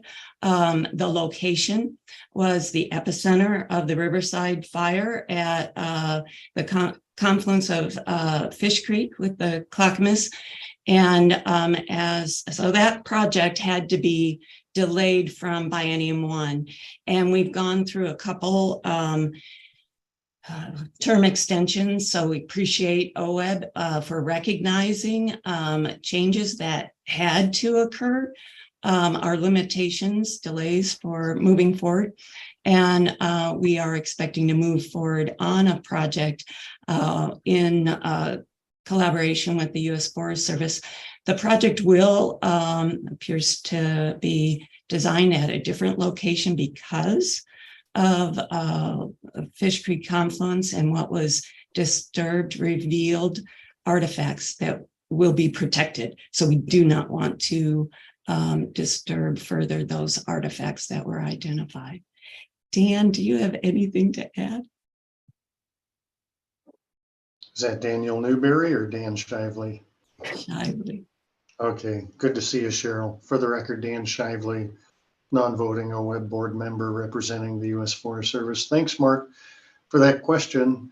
And you nailed it. I know that, oh my goodness, I've toured personally now all the major river corridors from the crest of the Cascades down to the Willamette Valley, Clackamas, the Santiam, the Mackenzie, the North Umpqua, all of them significantly impacted by the collective fires of Labor Day of 2020, and probably the Clackamas, one of the hardest hit. Commensurate to the level of impact, the Forest Service, I mentioned in my opening remarks yesterday, day one of our quarterly board meeting here, that within the region we have an appropriated amount of over $250 million, over $270 million secured and appropriated for post-fire recovery work. The largest share of that is targeting the Mount Hood National Forest for the Riverside fire impacts that Cheryl just spoke to. And I believe that allocation is in the $70 million plus range. Keep in mind that our first priority is simply to clear hazard trees along roads so that we can open them for administrative and public use access. Much of the area and the drainage in the Clackamas River corridor to this day remains closed to the public. And so we've got to get these roads open in order to provide access for further post-fire recovery restoration related work. Mixed in with that is a good amount of aquatic related work, AOP work, stream channel restoration work. There's a tremendous amount of reforestation need. Want to really highlight that. And where the need can't be met through our post-fire recovery restoration appropriations, the Forest Service has now renewed and expanded Replant Act with a large appropriations coming now through our trust fund that feeds that nationally, and a big bulk share of the work in the agency will take place in Oregon and Washington through the Replant Act. So we're ramping that amount of work up, and 2 years out, we'll have what used to be on average a $6 million a year program in all of Oregon and Washington, growing to between $30 to $50 million of reforestation related work. And I'd probably be remiss if I didn't highlight the need around a lot of that work occurring in heavily impacted riparian areas. So I've probably talked much too long, but I hope that answers part of your question, Mark. Hey, Mark, I'll throw in that in an attempt to make lemonade out of lemons, we've worked with multiple agencies to secure some of those hazard trees for large wood for the FIPS in-stream restoration projects. Great job. Thanks, guys. And there should be no shortage of large wood anywhere in the western part of the state. If there is, let me know. I can work on that. Thank you. Okay, Bruce, I see you have a question or comment. Thank you. My original question was following the Commissioner Labhart theme of costs and availability. And after hearing those answers, I just have a question for Eric Williams. Does OWEB have any restrictions, recommendations, guidelines on contingency line items within our project requests? Are we flexible enough to cover the concerns that Commissioner Labhart is bringing up? Thanks, Bruce. Eric Williams, Grant Program Manager. Yes, our guidance document, which is called Guidance on Budgeting and Grants, includes room for contingency on line items and project budgets. There is a limit to that, of course, and some of the inflationary pressures we've seen have gone beyond what that contingency can be, what the limit is. And so we have worked with our grantees in various cases to adjust budgets where we can. And, under the FIP program, working with their partners, grantees can also try and address that through subsequent project level grant requests. And we've seen that happening too. So we've got a few pathways, none perfect, but we do what we can to try to help in those situations. And one other thing that we did was in this current biennium, the increase in capacity funding to also help with that. We talked a little bit about capacity grants yesterday, and that is one of the things that those funds can be used for as well.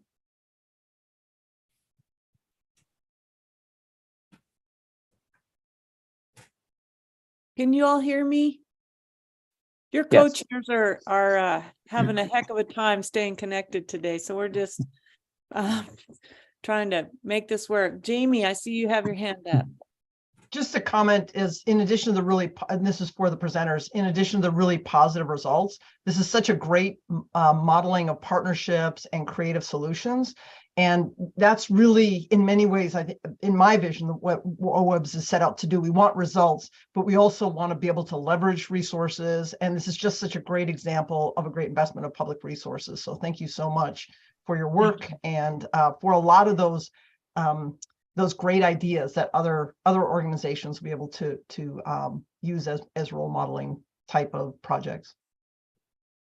Thank you, Jamie. I agree.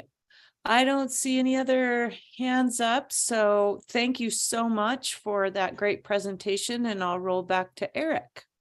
Thank you. Thanks, Liza Jane, and thank you, Cheryl and Daniel, and the Clackamas Partnership. Really appreciate your time with us today and your presentation. Thanks very much. You bet. Thank you. And Co-Chair McAllister, I think we're due for a break at this point, and then we'll come back with the John Day Partnership. We are. There's lots of wiggling, but I want to just take 1 minute. If I may, for a public comment, Chris Gannon wasn't able to connect with us. He was trying. And so he sent a quick paragraph about his public comment, and I'll just read it here if that's all right with you. Okay. Chris Gannon, he's the director of the Crooked River Watershed Council. He says, I want to encourage the board to consider adding water quality to the FIP, the FIP priority list in Oregon. With thousands of miles of 303D listed water bodies, there is little chance we will get in front of these needs without more significant action. I am aware and acknowledge that there is an intentional and formal process for providing input to the FIP program specific to statewide priorities. I plan to provide more detailed input in that process when available. Okay, thank you. And we'll see you back. It's, let's just say, let's see, that's 9:50. Will that work, Eric? That works great. Thank you. Okay, we'll see you back in a little bit.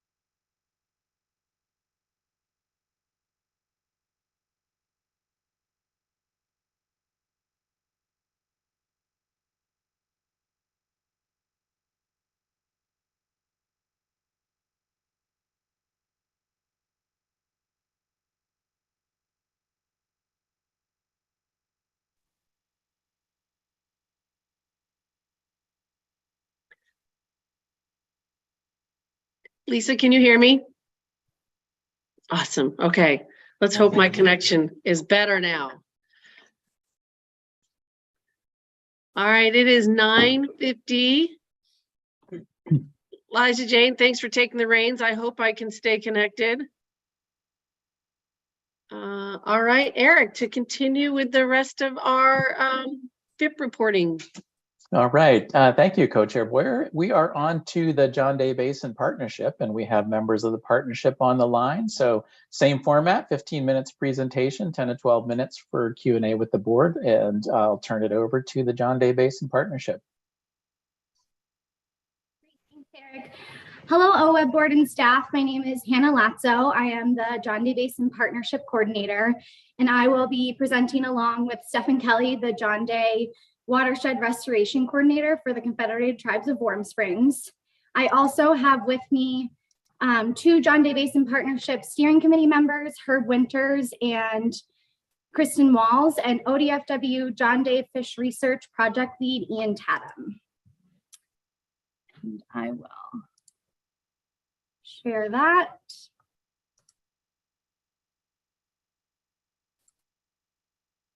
Everyone see that? Great. Okay. I'll begin with our FIP initiative, which is the John Day Basin Native Fish Habitat Initiative, focusing on aquatic habitat for native fish species. We have 16 core implementing partners through the FIP shown here. Although every partner is instrumental to the strength and function of our partnership, this FIP initiative is being implemented by these core implementing partners. These partners represent on-the-ground implementers, land managers, and funding organizations. In addition to the core implementing partners listed, we have a total of 30 partners. This includes 6 soil and water conservation districts, 4 watershed councils, 6 federal agencies, 4 state agencies, 3 tribal governments, 2 conservation groups, 2 forest collaborative groups, and 1 land trust. The purpose of our initiative is to bring together stakeholders across the John Day to restore and maintain our watersheds to maximize their ecological, economic, social, and cultural benefits. The partnership's initiative geographies include 3 priority focus areas, which are the Butte 30-mile subwatersheds in the lower John Day, the headwaters of the North Fork, and the upper Middle Fork John Day. These watersheds represent high priority recovery areas with partnership coordination, implementation, and monitoring capacity to improve aquatic habitat for ESA listed Mid-Columbia Summer Steelhead, ESA listed bull trout, and culturally significant Chinook salmon and Pacific lamprey. Through the partnership's initiative conservation actions, the partnership also hopes to prevent Native Oregon state sensitive and sensitive critical species in the basin from declining to the point of qualifying for state and/or federal threatened or endangered listing status. The table in front of you represents the partnership's biennium 1 and 2 aggregate implementation metrics since beginning the FIP in 2019. Some in-stream metric highlights include just over 38 total miles of stream treated, 1,559 large wood structures, and 971 BDAs installed, as well as riparian metrics of 20 miles of riparian fencing installed and monitoring metrics for 284 total stream miles surveyed. Our first project is the Desolation Creek Reach 3 implementation project led by the Confederated Tribes of the Umatilla Indian Reservation on 1.8 miles of Desolation Creek in the North Fork John Day. This project is one of several C2IRs conducting in Desolation Creek with a focus on addressing ecological concerns and the restoration of first foods. The large-scale in-channel floodplain restoration effort intends to accomplish multiple beneficial objectives listed below. In 2022, work was delayed due to difficulties obtaining a 1200C permit through ODEQ, but they were able to begin in late October and continued through the end of December. C2IR was able to develop 2 side channels, stage all large wood on site, and install 65 structures. And approximately 2.6 acres of off-channel floodplain were excavated to their final grade. In 2023, They are hoping to complete the project with remaining efforts, including the 1003 road obliteration, setback, and tributary culvert replacement, all in-water work during the in-stream work window, and site restoration, including planting, fencing, and cleanup. In these photos, you can see the full design of the project, as well as field photos from their implementation work last year. Our second highlighted project is the Upper 30-mile process-based restoration project led by Gillum Soil and Water Conservation District in the Lower John Day. The purpose of the project is to restore geomorphic, hydrologic, and biological processes in 30-Mile Creek. This project is continuing Gillum SWCD's effort of process-based restoration in 30 Mile by installing 331 process-based restoration structures on 5.7 miles of stream to improve floodplain connectivity and off-channel habitat and increase channel complexity and habitat diversity. Now they are waiting for the beaver to move in to naturally manage the stream corridors. The maps below show the project extent to the left, as well as all the projects Gillum has done to enhance 30 Mile Creek on the right. In total, 19.6 miles of BDAs installed in the Butte 30 Mile watershed with over 780 structures. The continued project slide shows Gillum SWCD's robust phase plan through 2035 to improve the upper 30 Mile watershed. This project will be a continued effort to adaptively manage the stream by adding new beaver dam analogs or BDAs and post-assisted log structure or PALs through each phase. The photo on the right is a drone image taken at the Comstock Basin post-project implementation. Next are our implementation actions taken from the project progress tracking report.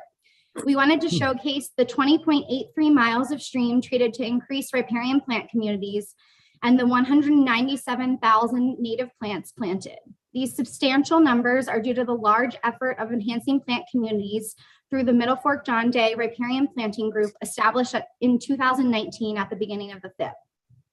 From all our great in-stream and riparian restoration projects, I wanted to highlight the 210 floodplain acres reconnected, and also point out the 0.5 stream miles made accessible to new habitat, which might seem like a small number, but this is due to our priority in the basin shifting from fish passage issues to quality fish habitat. We still have fish passage concerns, but from ODFW's current data, we are seeing that it's not the access, but the quality of habitat negatively contributing to fish populations. I just wanted to show here some extra photos from the John Day Basin. From top left to right, we have a juvenile steelhead utilizing 30 Mile Creek. Next is a drone image of process-based structures also in 30 Mile. In the bottom row, we have a picture of riparian plantings that were planted last year as part of the Vinegar to Vincent restoration project led by the Confederated Tribes of Warm Springs. And lastly, this is ODFW working up a steelhead in lower 30 Mile Creek for a FIP monitoring study. Now on to adaptive management and partnership updates. A few challenges we've been having include delays on implementation due to lack of qualified contractors, state and federal permitting requirements, like in the Desolation Reach 3 project, and cultural clearances. The partnership is striving to make sure these projects are shovel ready when we receive the FIP applications to minimize these delays on projects. Another challenge that we've had is the Tier 2 monitoring, but thankfully we've hired on 2 monitoring coordinators and the John Day Basin Project Tracker, which houses all of our FIP projects and information. We are now finding ways to recommend better monitoring efforts to partners to fill in these gaps. And then I just wanted to go over a couple of updates for the whole partnership. We have recently been working with a new GIS consultant to digitize our Atlas ranking matrix in AGOL. Now on the John Day Basin Partnership AGOL, we have a user-friendly color-coded map of the whole basin and visible rankings for each stream.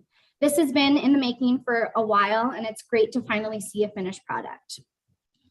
The partnership has also been starting to prioritize the uplands throughout the whole John Day, with our focal species being mule deer.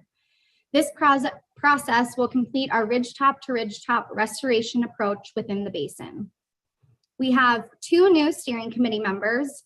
One is the ODFW John Day District Fish Biologist, and the other is a U.S. Forest Service Natural Resource and Planning Staff Officer.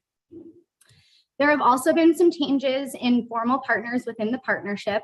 Unfortunately, we lost the Freshwater Trust due to capacity constraints, but just recently voted in Oregon Department of Forestry to again total 30 partners within the whole partnership.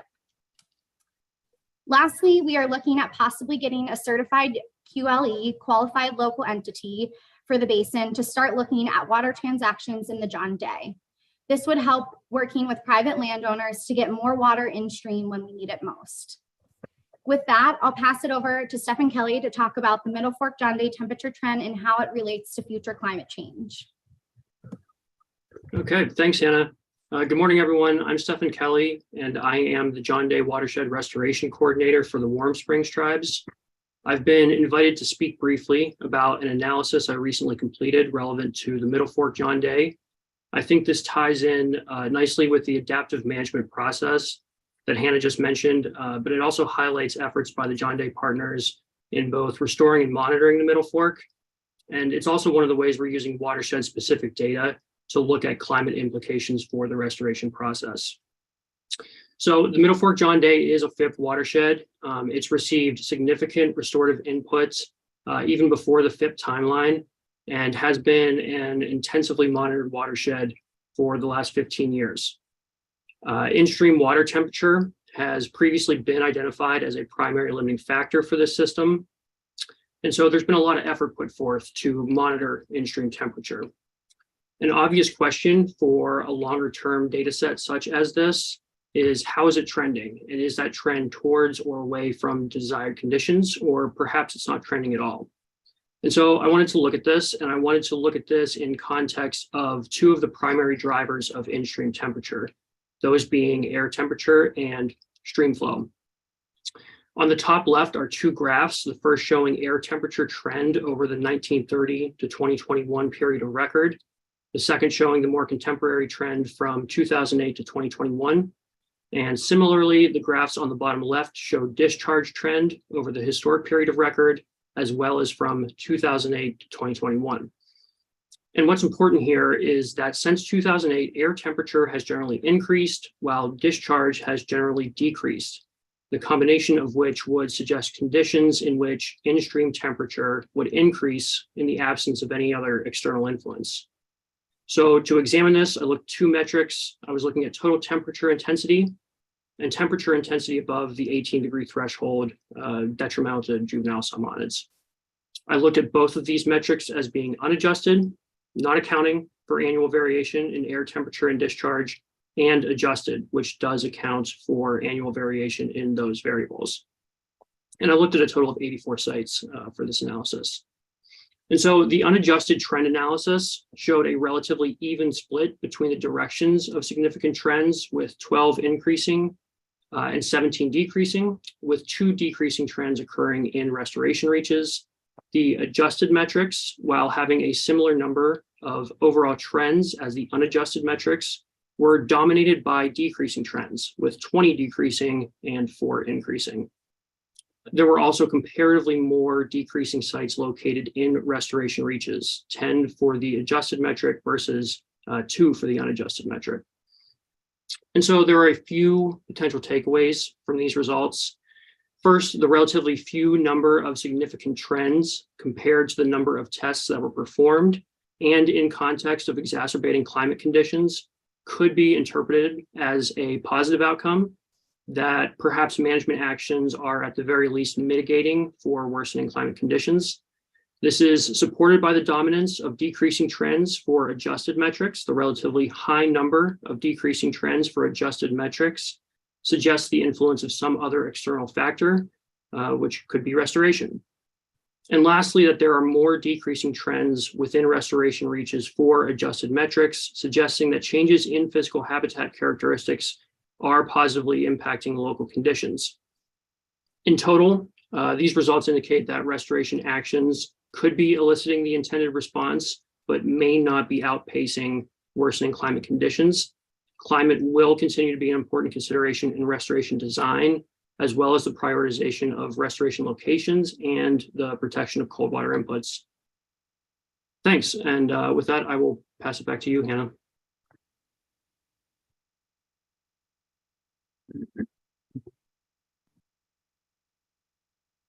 Great, thanks, Stefan. On behalf of the John Day Basin Partnership, I would like to thank the OWEB board and staff for the time to present and the continued support. We will now take any questions.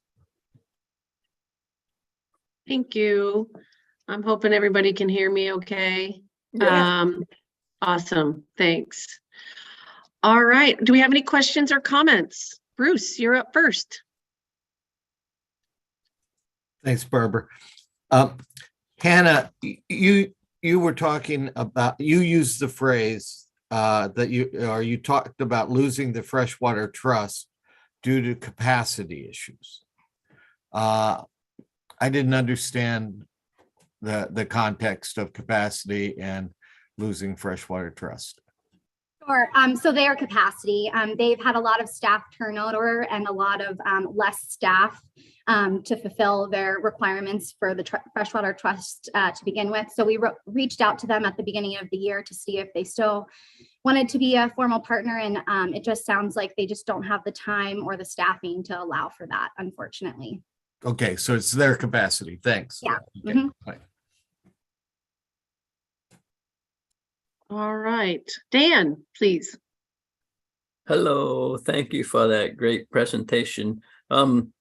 You had mentioned something that I just wanted to check in on. You're waiting for the beavers to move back, and yay if they do. But could you just share any more insight on pace and scale for that, if you have any expectations, or if it's just sort of at the whim of the beavers? Sure. I think I'll give that one to Ian and or Herb. It's Herb's project with Gillum SWCD, so he probably have a better answer for you. Okay, good morning, everyone. Herb Winters for the record, district manager for Gillum SWCD. I guess, yeah, we believe we have the habitat we need for the beavers with the BDAs, creating that cool habitat. But we have beavers present downstream of the project. They just haven't migrated up yet. We have seen some beavers sign where they've gone through there. But what's interesting is we've been trying to find beavers to maybe transplant into our project areas. And like 10 years ago, we would get calls from landowners saying, hey, we got these nuisance beavers. Can you guys get rid of them for us? And now no one calls us anymore, and we find out folks have beavers and want to keep them on the property. So everyone's keeping their beavers tight to their chest, and we just need them to migrate up. And if we do get an opportunity to transplant them in there, we will. Great, thanks, sir. Appreciate that, and it's great that people are keeping them. All right, Liza Jane. Thank you, Barbara. I have an obvious question, but I'd like to ask Hannah, amazing amount of work, just project after project and area and scope, and it's incredible. And it's just everything is connected. So it's good to see those all those efforts. But I still want to ask you, and you can speak for your partners, is bigger been better? And if it has or hasn't, why?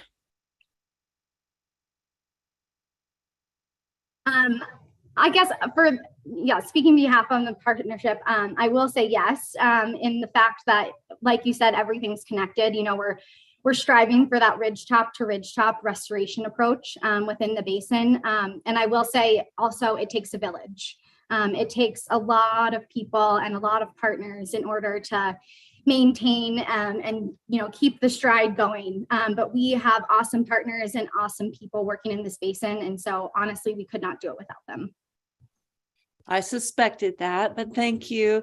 And do you have any private landowners as members and partners? Did I hear that? Or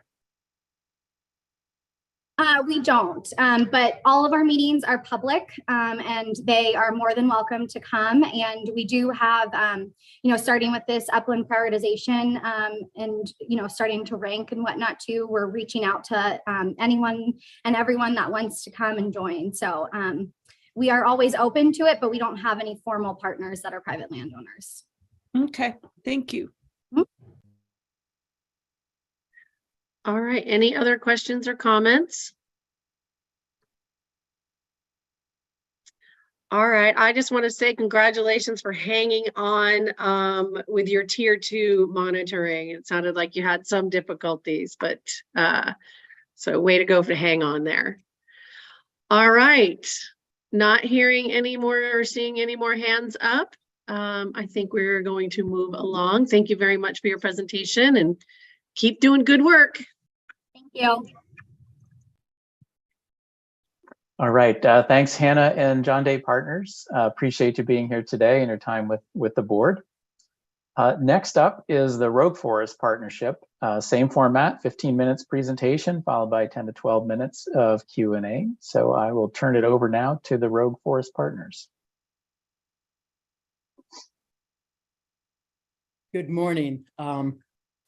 My name is Terry Fairbanks. I'm Executive Director of the Southern Oregon Forest Restoration Collaborative, and I'm joined with Marco Bay, Lomacatsi Restoration Project. Marco, let's say hello. Good morning, everyone. And is our presentation up? I don't see. Not yet.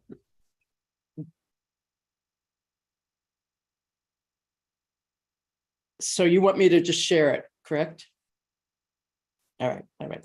Hold on a minute, and Please. I will do that. I'm sorry. I thought you all were running it, and I will share it right now.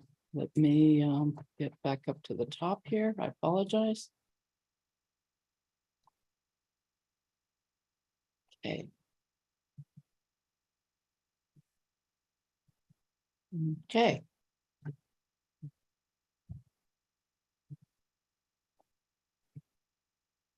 Get this started.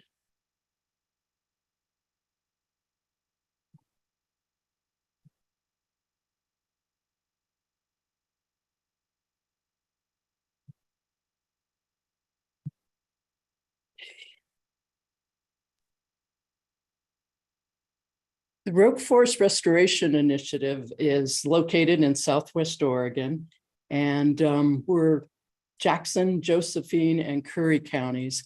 And we're a dry forest type landscape, habitat type. It's a really big part of Oregon, this dry forest top, over 14 million acres. And down in our area, our Rogue Basin covers between 3 and 4 million acres. And we have about 10 partners. We usually consider OWEB as one of our partners as well, so making that 11. We've got other partners engaged, and in addition to these that are engaged, we have the city of Jacksonville, as we have a project going on there. Marco will talk about the West Bear project. Southern Oregon University, we're working with them on a geospatial database. Jackson Soil and Water District, we have several partners that are starting to use our monitoring protocol, and I'll talk about that in a minute. Rogue Basin Partnership, Aquatic, and Rogue Workforce Partnership. Terry, sorry to interrupt, but the slides are not advancing. It's not in presentation mode. Can you see this now? You can. We can see the screen, but you're still on the first slide. Okay, all right. I'm glad you interrupted, and I apologize for that. Let me see if I can get out of.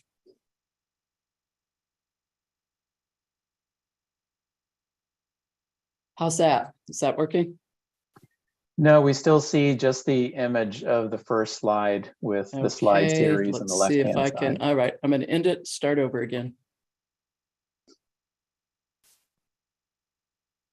Okay, now you're on slide 2. Terry, if you want some help, I have the slide deck in front of me too. Okay, How's this? You're still see- in like the slide sorter mode, or So you're not seeing the second slide, the partners? we are, but we're not seeing the full screen. Okay. You want to bring it up, Marco? Yeah, I'll try. I'll do my best. Apologize to the team here. I do. Yep. All right. If you just exit out, I'll see what I can do.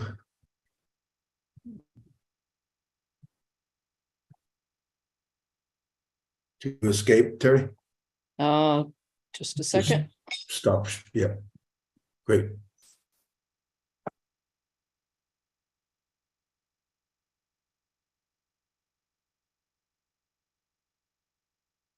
We have all been there. Yes. Yes, I apologize. And Oh, I can't please even don't get. worry. You're so far ahead of me. I'm just happy to watch you figure it out.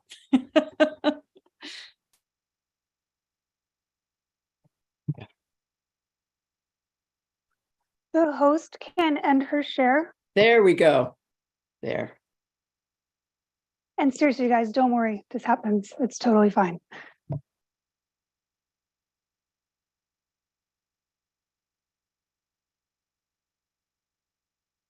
All right. Now, are you seeing the full screen?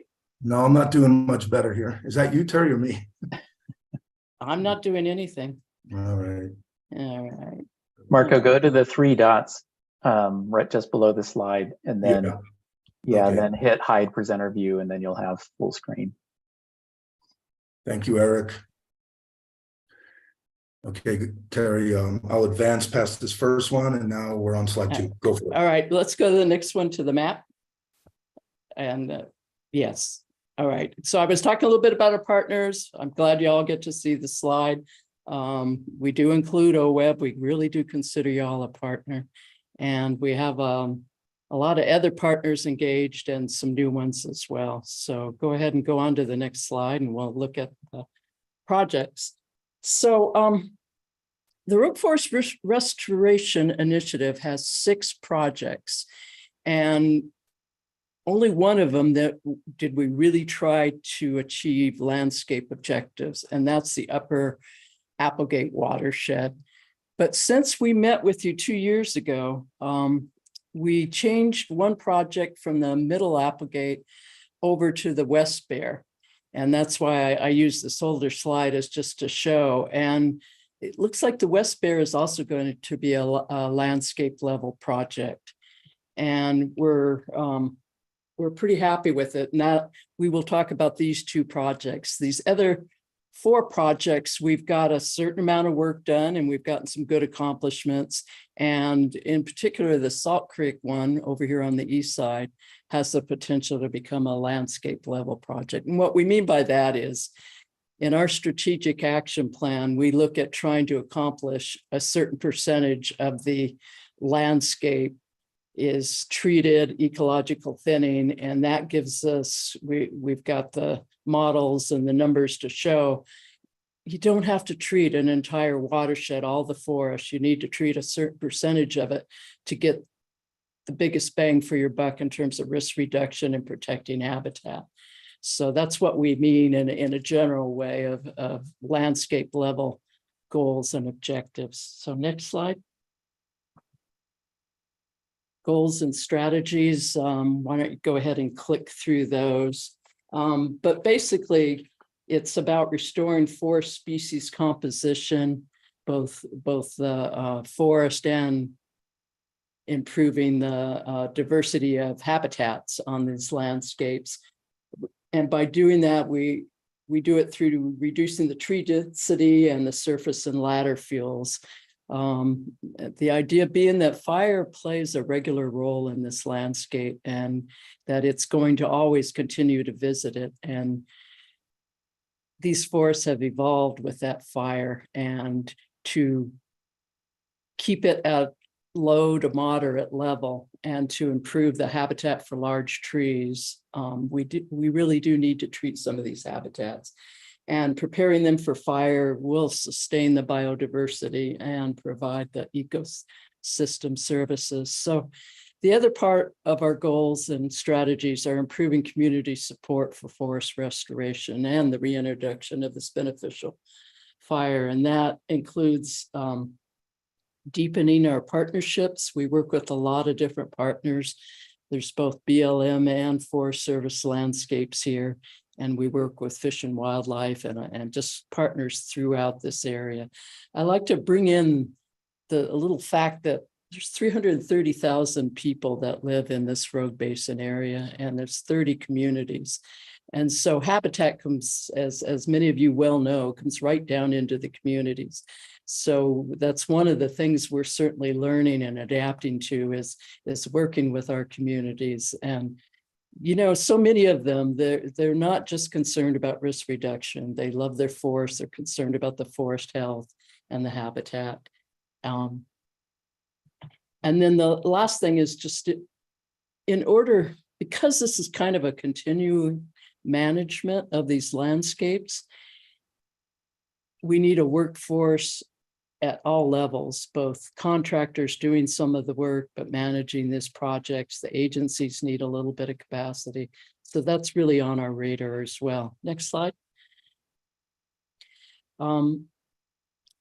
Measuring the ecological progress. This is sort of the overall progress for both bienniums.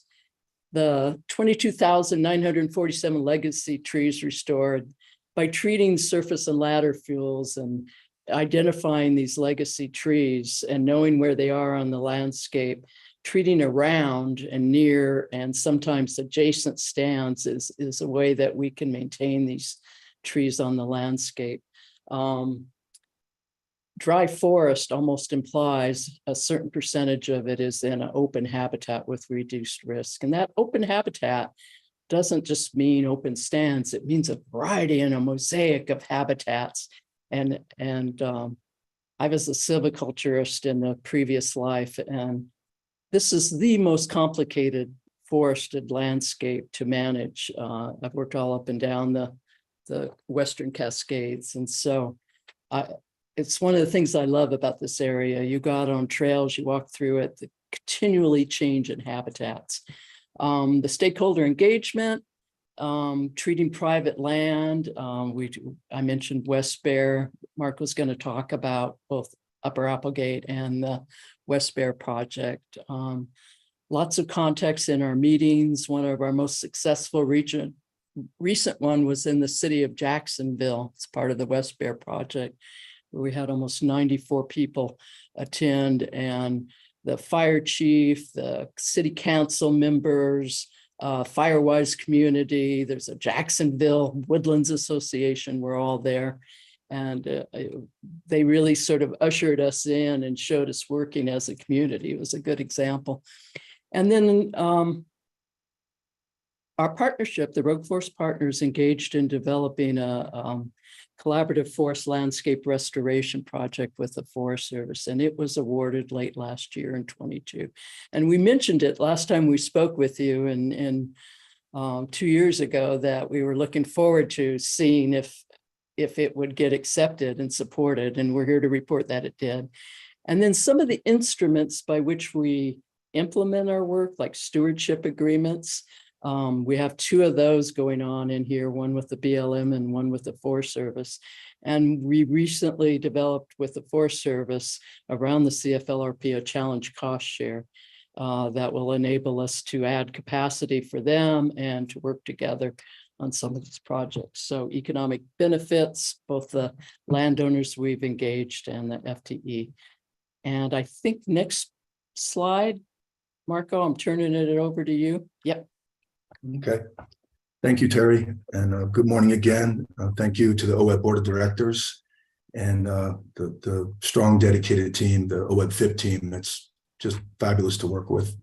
So thank you, everyone, for this opportunity to share our important work. This slide of the Upper Applegate Watershed Protection Project, Restoration Project that Terry mentioned, many years of development on both Forest Service and BLM administered lands. This is a 52,000 acre watershed in the Upper Applegate, and through these various investments, we're beginning to treat these stands. This photo tells a story. If you look at it, we're actually doing a hand pile burn. And that diversity that Terry talked about, you can see it represented in this photo where we have our dry forest mix here of mixed conifer to the left, and we have some of our white oak woodlands or mixed oak woodlands. Then you can see the chaparral to the bottom left corner, manzanita and Ceanothus cuneatus, different species. And the thinning efforts that have been done here are in that patchy mosaic. So there's a lot of care. This is definitely not your standard just understory spacing grid thinning. It's a more of a variable density ecological thinning approach. So we have a lot of accumulation of fuels from 100 to 150 years of fire exclusion.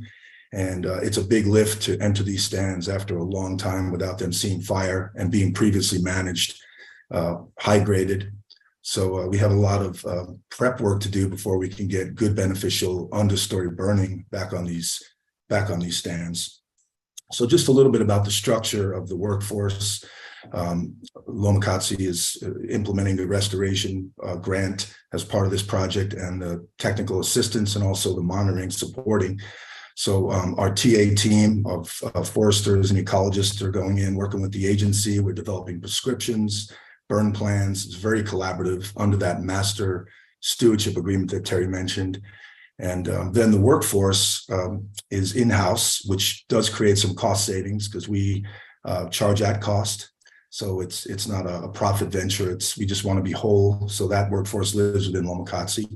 That's made up of an intertribal workforce and members of our Latino Latinx community. And then we hire contractors. We just offered a request for proposal. We had 10 contractors interested because scaling up, it's a big part of this work. We offered about 1,500 acres to the for-profit service provider community. So a lot of boots on the ground. One day, I think we counted over 105 boots on the ground on these projects. I don't know why it's not advancing. I apologize here. Kind of frozen. Oh, there we go.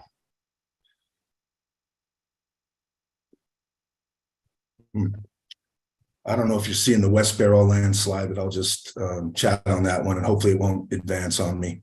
Yes, that's what we're seeing. Okay, great. The West Barrow Lands Restoration Project, although OWEB is supporting the engagement, this is a very socially complex landscape to work in, not just ecologically. We are right in the patchwork of the wildland-urban interface. You could see the map here.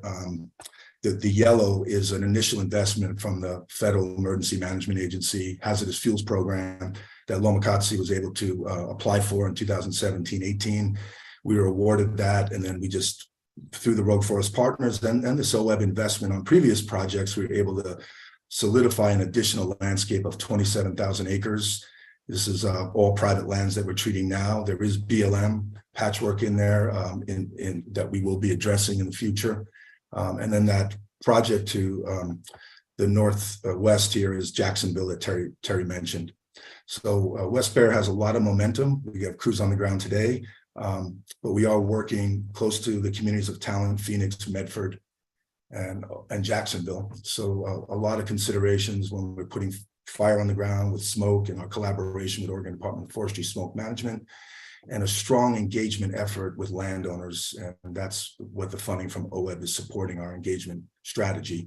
So similar to the Ashland Forest Lands Restoration Initiative funded under a FIP, as that scale exits out, we accomplished a significant amount of treatment on that. And that actually abuts to the West Bear landscape. So we're kind of threading these landscapes together, creating a network of thin strategic ridges that also have a strong ecological benefit, opportunities for future prescribed fire, definitely biodiversity conservation, but also layered in with community wildfire protection, ingress, egress. So you can see how dense these stands are again. Trying really hard to advance this, but there we go. So a lot of landowner engagement. Some of the things I mentioned earlier. We have a lot of acres on the ground at this point, and we're developing some really strong working relationships with landowners. Instead of going down and reading all these bullets, I'll just kind of summarize.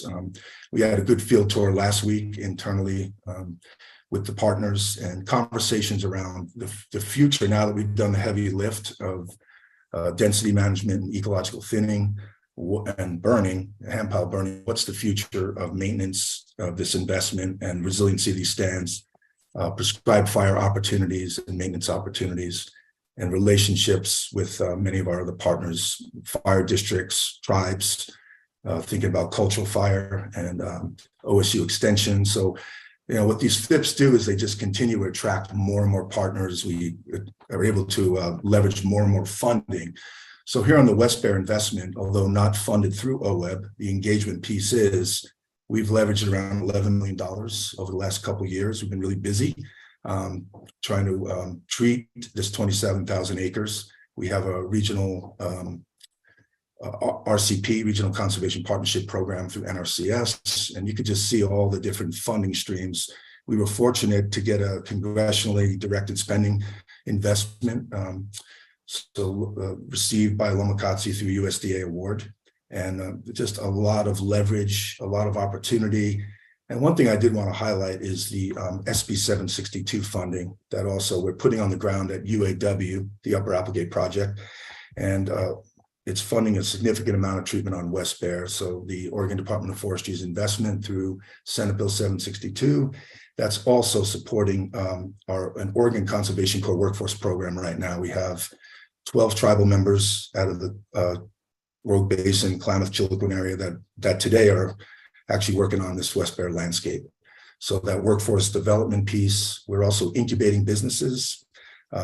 We've established 2 women-owned tribal businesses through other funds, and supporting our local forest contractors and the workforce in-house. So a lot of great things happening on this part of the landscape. Back to you, Terry. Okay. Just a few adaptive management activities I'd like to speak to. The restoration in a fire-prone environment. It's a lot of complex issues in these environments, and therefore a lot of complex solutions. I was interested in the last presenter talking about their GIS consultation. One of the things we've come to realize that when you're treating these many acres and you're wanting to track them and you're thinking about maintenance, you have to have a way to track these. And we've worked to develop a fairly simple database. We're working with Southern Oregon University, and it's tracking both our treatments and our monitoring. And we're trying to keep it as simple as possible. We're using Survey 123, and it's very sort of bootstrapped effort that we're making, but it's absolutely necessary for us to really be able to report out what's going and to be able to track some of this. So that's one aspect of our adaptation. In terms of monitoring, we feel kind of proud of our monitoring plan. It's very comprehensive. It really connects to the goals of and showing what our desired outcomes are. And through these very rational monitoring metrics, we're helping to recruit partners. We're finding that several of our partners want to use our protocols for monitoring. And with it, in conjunction with developing a database, we're able to track some of their accomplishments as well.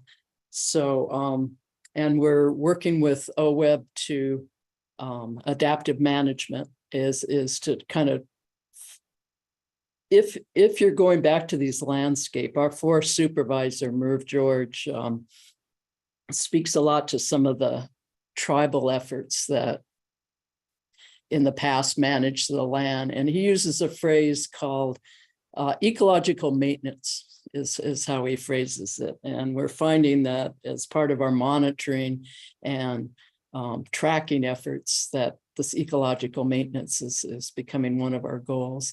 And the engagement with the community is really varied on many different levels. I mean, landowners are doing some really good work, and sometimes I don't think we give them credit for the work that they are doing, but they also want to stay informed. They want to know about the smoke. So we're developing like a text alert system. They want to know, forest health issues. They've got concerns around that. And they're interested in, forest structures changing.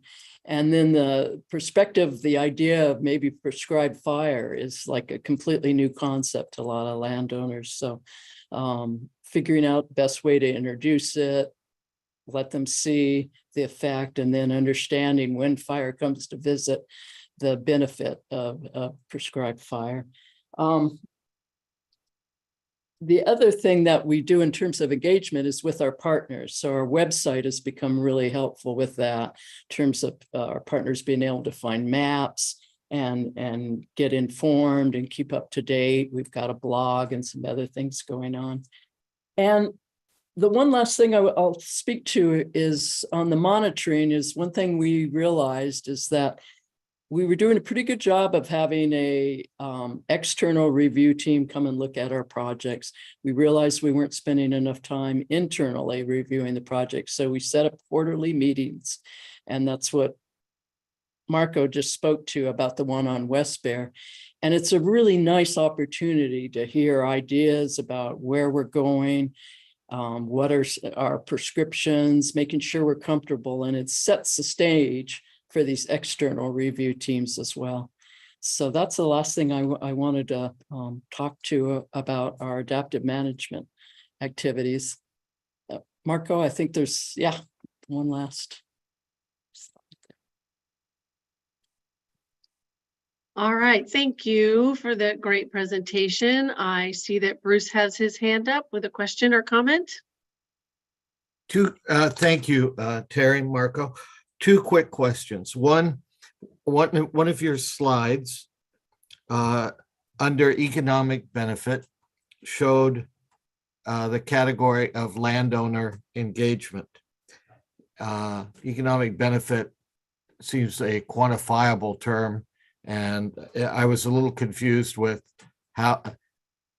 where you put an economic benefit into the landowner engagement.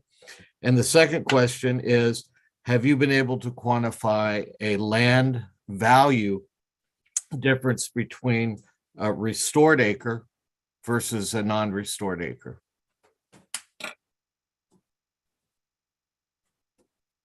Harry, you want me to take the first one and you can take the second, or? I think that's perfect. And Okay. it'll give me a chance to think about the economic value of a restored versus a non-restored. Right. So it was interesting listening to the sage grouse, the first presentation, because you're working with landowners. It's working lands. A lot of folks in range and cattle. The property owners that we're working with, it ranges anywhere from a 10-acre parcel to 500 acres. Really, on an average, more 40 to 80 acre parcels. But they're all contiguously threaded together through these treatments. So the economic benefit gets couched there. One, if there was a high severity fire, which we saw in the Almeida fire just a couple of years ago, which took out pretty significant portions of Talent Phoenix. And this West Bear area particularly is just adjacent to that. It's more preventative economics in the sense that the hardship and the loss, and we actually had 3 staff lose their homes during that fire, and even having to navigate through insurance and all the red tape to be compensated for that home loss and property loss. We're in a sense protecting their investment. And then there's ecosystem services, obviously, that even landowners appreciate, project, and generally these aren't really working lands. There are a few owners that are doing small timber projects and special forest projects.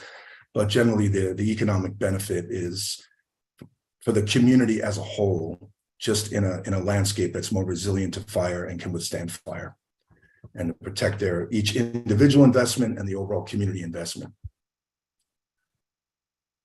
Terry?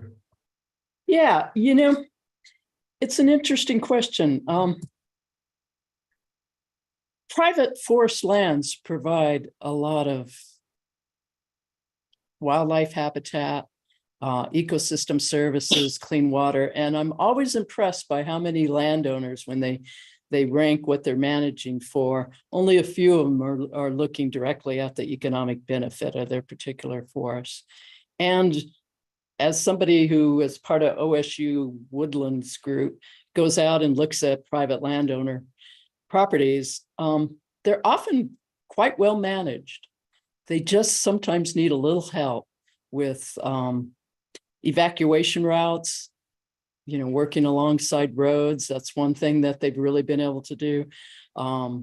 They can get some of the defensible space done around their property. And I think the combination of the potential operational delineations and being very strategic, because we don't need to treat all of it, and some of it needs to stay untreated. We get the biggest bang for our buck if we work as a community and help get those really high priority areas treated. I don't know if I'm answering your question, Bruce, but I think a treated is healthier habitat. It provides more ecosystem services. And then the whole other thing that Marco brought up about the risk reduction, if it's untreated and unrestored, we don't have to treat them all, but some proportion need to be treated, and it will reduce the risk for the entire community. And thank you, Bruce, for that second question. It's probably something we should dig into a little deeper offline, Terry, because that would be a good way to represent through the numbers, what a restored stand, what are how do we quantify that? That would be probably a good thing.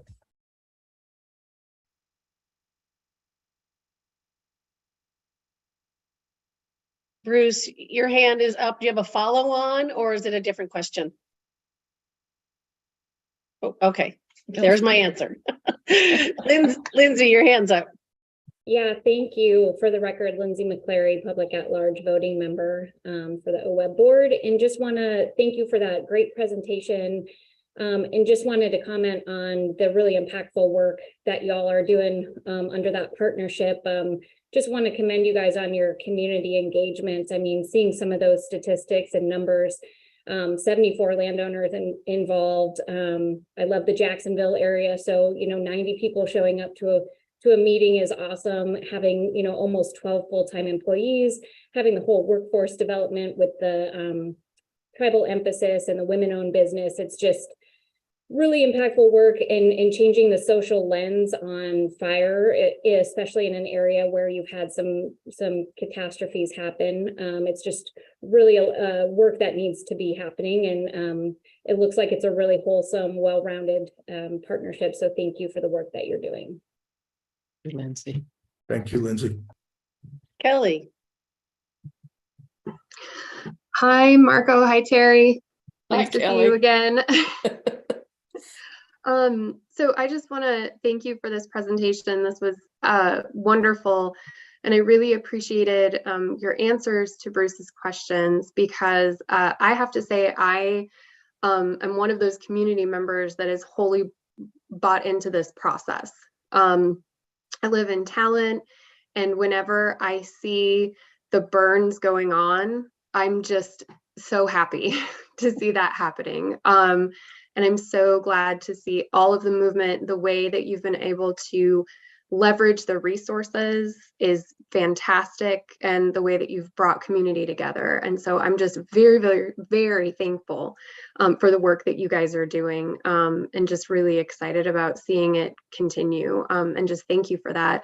My one question is, you've been able to collect quite a bit of data from your partners about work that they're doing in order to show kind of the broader scale of what's happening. And I know that having worked with sort of umbrella organizations and collectives over time, it can be kind of hard to get that information from partners and bring it in, just because everyone's so busy that reporting is kind of the last thing on their mind. So it sounds like you found a good way to go about doing this, or that you've at least had some success in this. So do you have any pointers for the rest of us when we're asking for this kind of information for these kind of projects to really show the scope of what partners are doing? Kelly, it's a work in progress. I want to say that, but we're really pleased. Like, just over the last couple of months, we had a training, and we had 20 people show up for it from partner organizations. And them wanting to use our protocols, liking them, finding them. So I feel like it's sort of selling itself, but we're creating it. You know, we're spending an hour at a time and getting people in a room and getting spreadsheets and organizing it all. So it's got a ways to go, but we're really pleased that they're adopting our protocols and that they're wanting to use our databases. And then there's one other thing. We have a website where we're collecting treatments for the whole Rogue Basin, and we're working with agencies to get their data, and we can automate that process. That's a lot more advanced. We're in the process of updating it right now. So it's that combination of collecting individual partner data and them using our monitoring. So it isn't just tracking what they've done, but they're monitoring information on the ground, and then taking what the agencies have done. And then the question is probably going to come up, well, aren't you double counting if you're working on federal land? Yes, we probably are. And that's a process that we're going to probably be able to filter out without too much trouble, but it's complicated. So I'm pleased that they're interested. They've come to us, they like it. So that's good. Yeah, Kelly, just to follow up on that, like Terry mentioned, we are kind of building the plane as we're flying it through this process. It's an adaptive management process, even with our, from the technical assistance to initial data collection to develop prescriptions that then feeds into the baseline for the monitoring. All these systems that are being developed right now, even internally at Lomacazzi through our restoration ecology shop, they're coming up with some really innovative ways of not just stratification, but also efficiencies. And now Forest Service and BLM are looking at some of this, even from Region 5 in California on projects we're working on. So, that survey 1, 2, 3, just trying to crosswalk that from initial collection all the way to the bigger picture that Terry's talking about. And I think by the end of this FIP, we might have a pretty good blueprint that we could put together. And it might not fit everywhere, but it's going to be some good outcomes on how we're doing business in this regard. Yeah, real kudos to Lomacazzi for their ecological department. They've got a couple of people that are really sort of front and center on making these things work, where they're collecting it right in the field and it's going right into the database. So that's great. Thank you. All right, Liz, your hand is up. Yes. Well, I have, as a newbie, just really enjoyed these 4 presentations, but you have made my heart pound. This is something that I just think is pretty wonderful. And I know the heavy lift that you had in front of you. I heard you talk about just intentionally the word socially complex. I mean, you had your eyes wide open, and you talked about, Terry, you talked about that you acknowledge the complex problems, and you also acknowledge that there are complex solutions. So the fact that you went after forested stands that had 150 years of fire exclusion is a huge lift. And on that night of the Labor Day fires, I drove up, to the base of Roxy Ann Butte, and Kelly watched Phoenix and Talent burn, and it was just an unbelievable and horrific sight. So I just want to say that you've made my heart pound. You have just done some really, really great things. And the fact that you weave in your tribal and Latino, community with that is pretty wonderful. The question that I have is, when you take a breath and you look at your completion of a lot of the thinning and the structural pieces, is there a takeaway that you have that is a focus as you go into your next steps?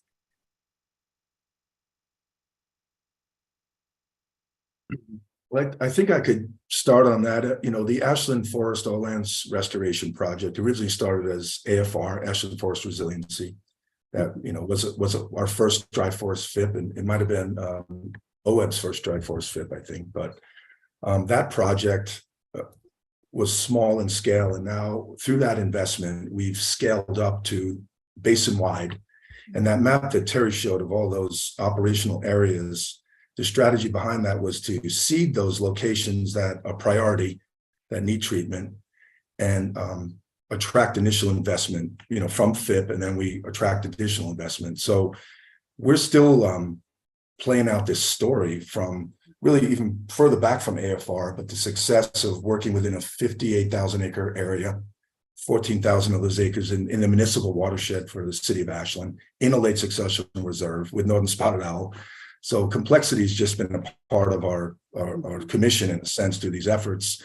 And we had a smaller partnership, and now we've expanded that through this FIP. And I think in the future with the CFLRP, the collaborative landscape, we're going to have more partners. So the message is it never ends. It's continuously evolving as we scale up and we address these ecological issues and social issues.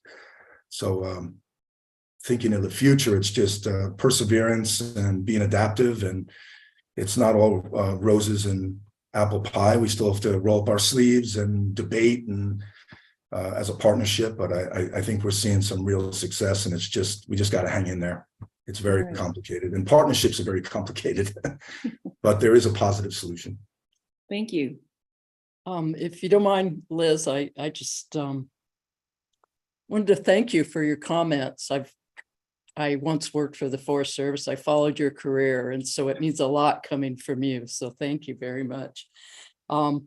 You know, when we leave an acre or an area, the couple things that come to my mind that drive me nuts is, okay, when are we going to come back to this? If it's been 150 years since we've been in there, this doesn't look like the way a recently underburned forest stand looks like. So people aren't necessarily comfortable with it. And we don't necessarily, through the first set of treatments, bring back all those values. This conversation we had the other day when we looked at West Bear was, where is that mosaic of, you know, skips and gaps and treatments? So I'll bring that back again to the complex treatments. Can we do better? And we think we can. You know, we're glad that we've reduced the fuel and that we've made contact with landowners and we're working together, but we can do it better, and we don't want to lose track of it because it's going to grow back in 5 to 10 years. So thank you, Terry. All right, Mark, you're up, please. Okay, thank you. So I'm going to pile on with Liz here, and I think the piling on is well deserved. So, you know, I remember 2 years ago, I was there when you made your presentation. I was pretty impressed then. I'm just totally blown away this time. You both, Terry and Marco, you're both understated, and then you talk as you're just saying, well, we've got this many millions of dollars for this project, and we got this many dozen landowners in here, and we're doing this, and we got this collaborative, and I wish we could clone you two. You are the showcase for how to get things done, and I would hope that we could. And I think staff does this, but once in a while when partners get together is to say, you know, we're not perfect by any means, but here's some things that have worked for us. I'm particularly impressed by the private landowner participation. It's easy to get the Forest Service and the BLM, or not easy, but it's easier to get them involved. But, you know, to getting private landowners to come to the table and say, yeah, we're willing to participate, because there's some fear of, you know, bureaucracy and government regulations and what am I getting myself into?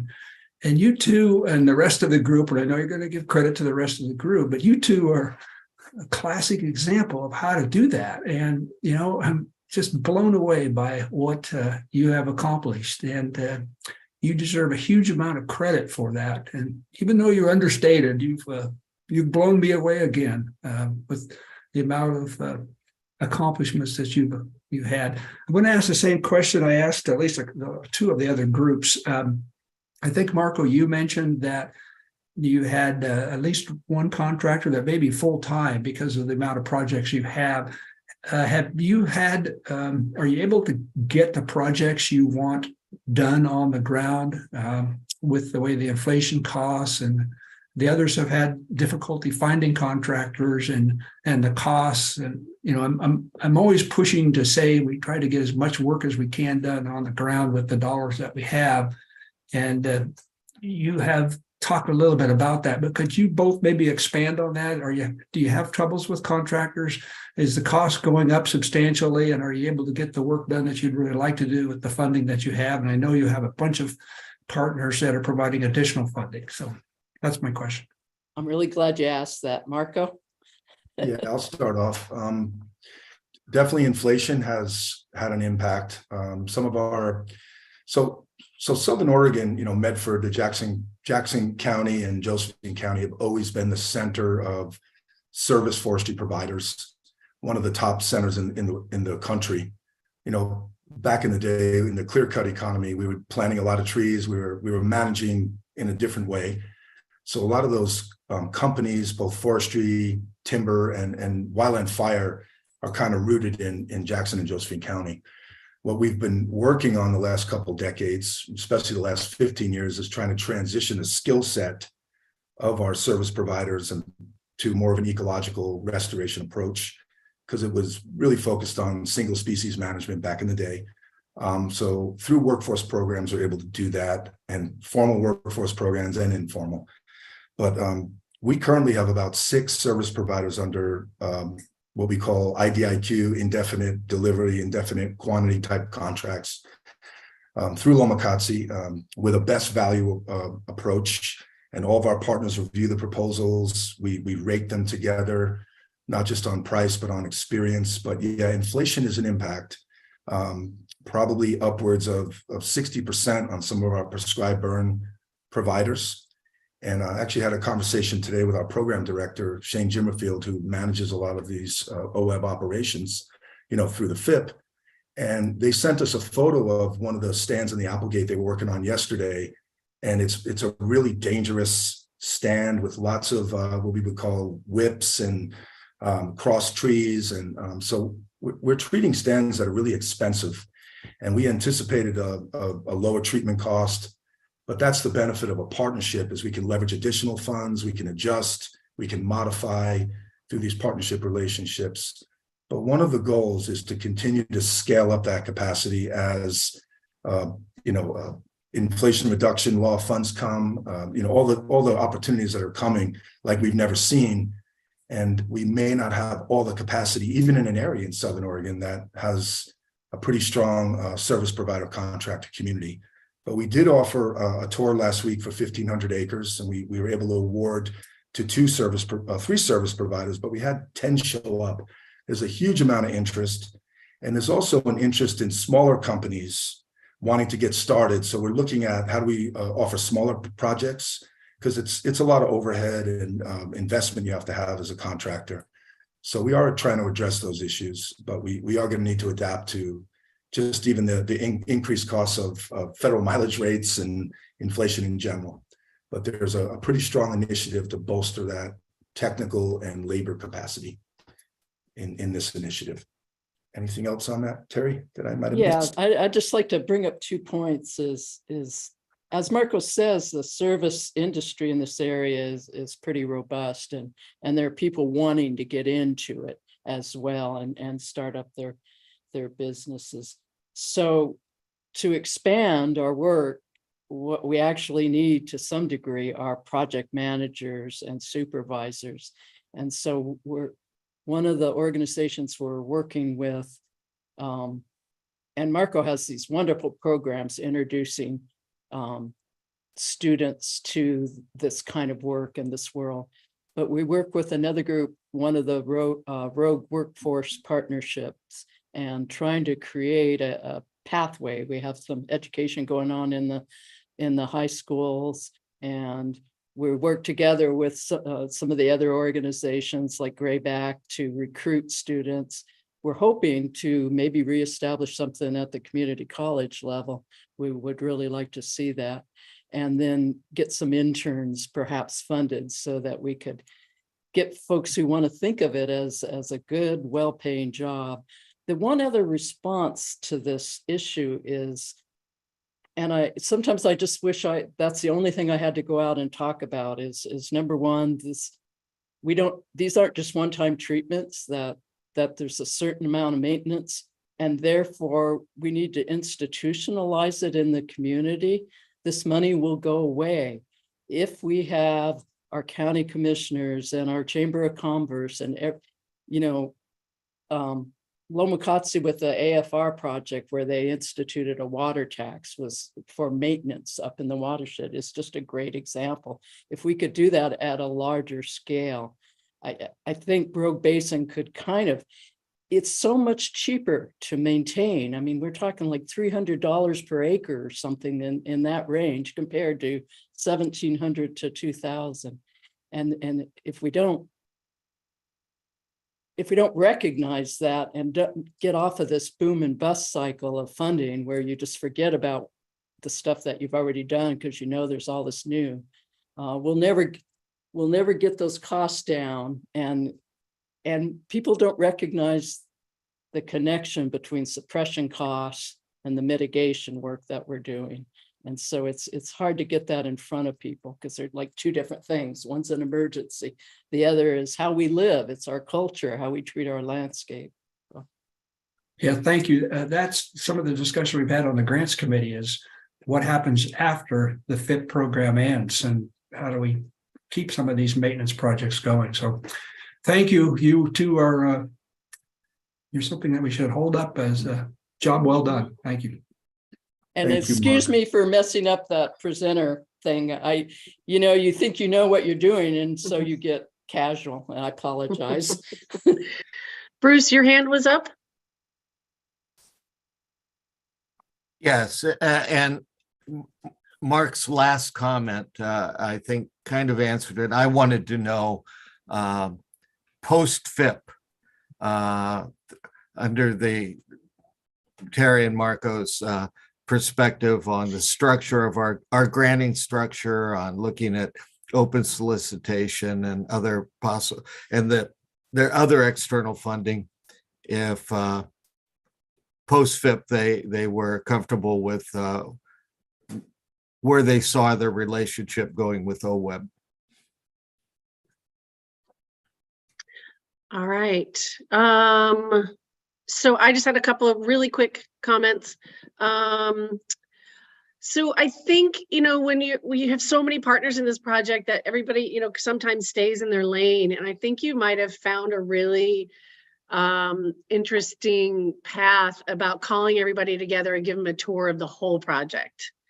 That was just fascinating to me. And it made me think that, that just everybody seeing the whole picture instead of just their lane is probably really helpful in just gathering all these partners together.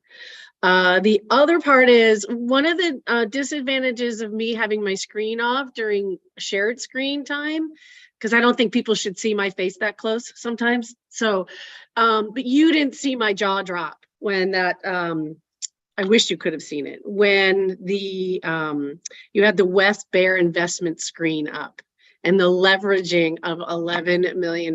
My jaw just was like amazing. So really impressive, impressive work. So thank you very much for your presentation and keep doing good stuff. So much. Thank you, Barbara. Thank you, everyone. Thank you all. Good to see you. So I have a quick question. We could do a little jostling of, do we want a quick break now? Do we want to jump right into the last presentation or take a 5-minute break and then maybe move our agenda item M to after lunch is kind of what I was thinking. But Liza Jane, how do you feel? And Eric, how does the presenters feel about that? Well, I saw Corey asking for a 5-minute break there. She had her fingers I didn't up know for that. I'll just check in real quick with our Warner Basin partners. Is that okay to take a 5-minute break for you folks? Yes. I see Yeah, thumbs up. that's good. Okay, thank you Okay, for that. thank you. So let's meet back here at 11:10, please.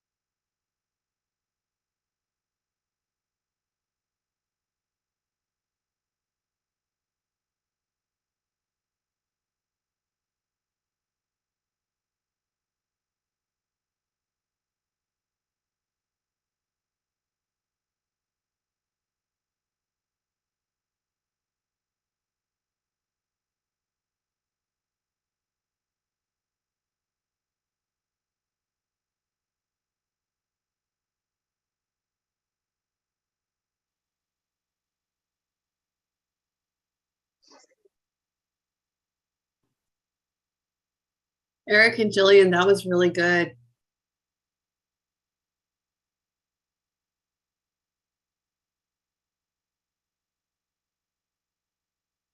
Thanks for the break. I'm a huge proponent of when anybody asks, do we need a 5-minute break? The answer is yes. I'm sensitive to that, Corey, too.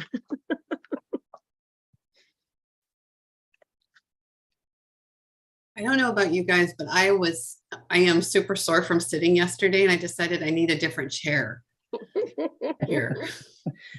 So Lisa, I just changed pillows. I have like 3 different pillows for 2-day meetings, and I just kind of mix them up for my The chair. pillows weren't helping, Barbara. Well, you got to have like the 3 little bears. You got to have a soft one, a medium one, and a hard one. Okay. All right, everybody, are we ready to jump back in? All right, it looks it like away. we are. We've got the Warner Basin Partnership next, same format with a presentation followed by Q&A. So we'll turn it over to the Warner Basin Partnership. Okay, I think Troy, you're going to share your screen. You betcha. Give me 1 second here.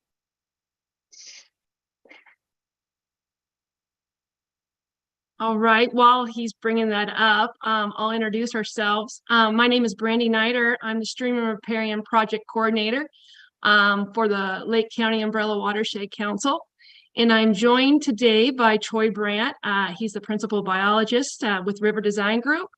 And Fred Monzik, he is a Native Fish Program Project Leader for ODFW. Anyway, so our FIP initiative, to kind of kick it off, it's located in South Central Oregon, near the community of Plush and Adel in the Warner Basin, Lake County. It's in the high desert basin range landscape, as you saw in that first slide. Our partnership was established in 2017 to complete fish passage and habitat improvement for Warner sucker, which is a federally listed threatened species, and Warner Lakes red band trout, which is a federally recognized species of concern and state sensitive. Our partners, our core partners that are at the local level are the Watershed Council, the SWCD, private partner, River Design Group, state partner, ODFW, and our federal partners is U.S. Fish and Wildlife Service, the BLM, and the Forest Service. Other stakeholders and partners that we're highly involved with are the private landowners, water users, and the water district in the Warner Basin. And I would like to also mention funding partners that we've developed relationships, outside of OWEB, is a Western Native Trout Initiative, has quite a bit of a stake in these projects, along with Open Rivers Legacy and Desert Fish Habitat Partnership. All right, next slide. You guys can see here a map on the right of the area that we're working in. And this is the area of focus. The 2 communities are Plush and Adel. This is rural agriculture area. On the western part of this map is the Warner Mountain Range. And then to the east, you have the Warner Basin. What feeds this basin and all those chains of lakes there is these 3 tributary streams. On the south end, you have 20 Mile Creek.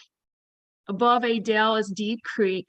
And then to the north above Plush is Honey Creek. And from this point of view, it looks like there's a whole lot of water out there. But in all reality, this area goes through cycles of drought. And most recently, we've been in severe to exceptional drought. So those lakes, those chains of lakes out there are non-existent right now, dry or nearly dry. And that's really part of what drives some of, what we're doing, as far as our goals, our strategies, and our objectives is, those fish, the sucker, the red band, the other natives need a place to go. So a big focus right now is on fish passage and diversion screening on all 3 of those tributary streams. Also, we're looking to address the non-native fish species through outreach materials. There are bass and there are crappie that have been planted in these lakes years ago. When I was in high school, we used to fish those lakes, and it was killer crappie fishing in those lakes. Little did we know as locals that the crappie were not native, that they shouldn't be there.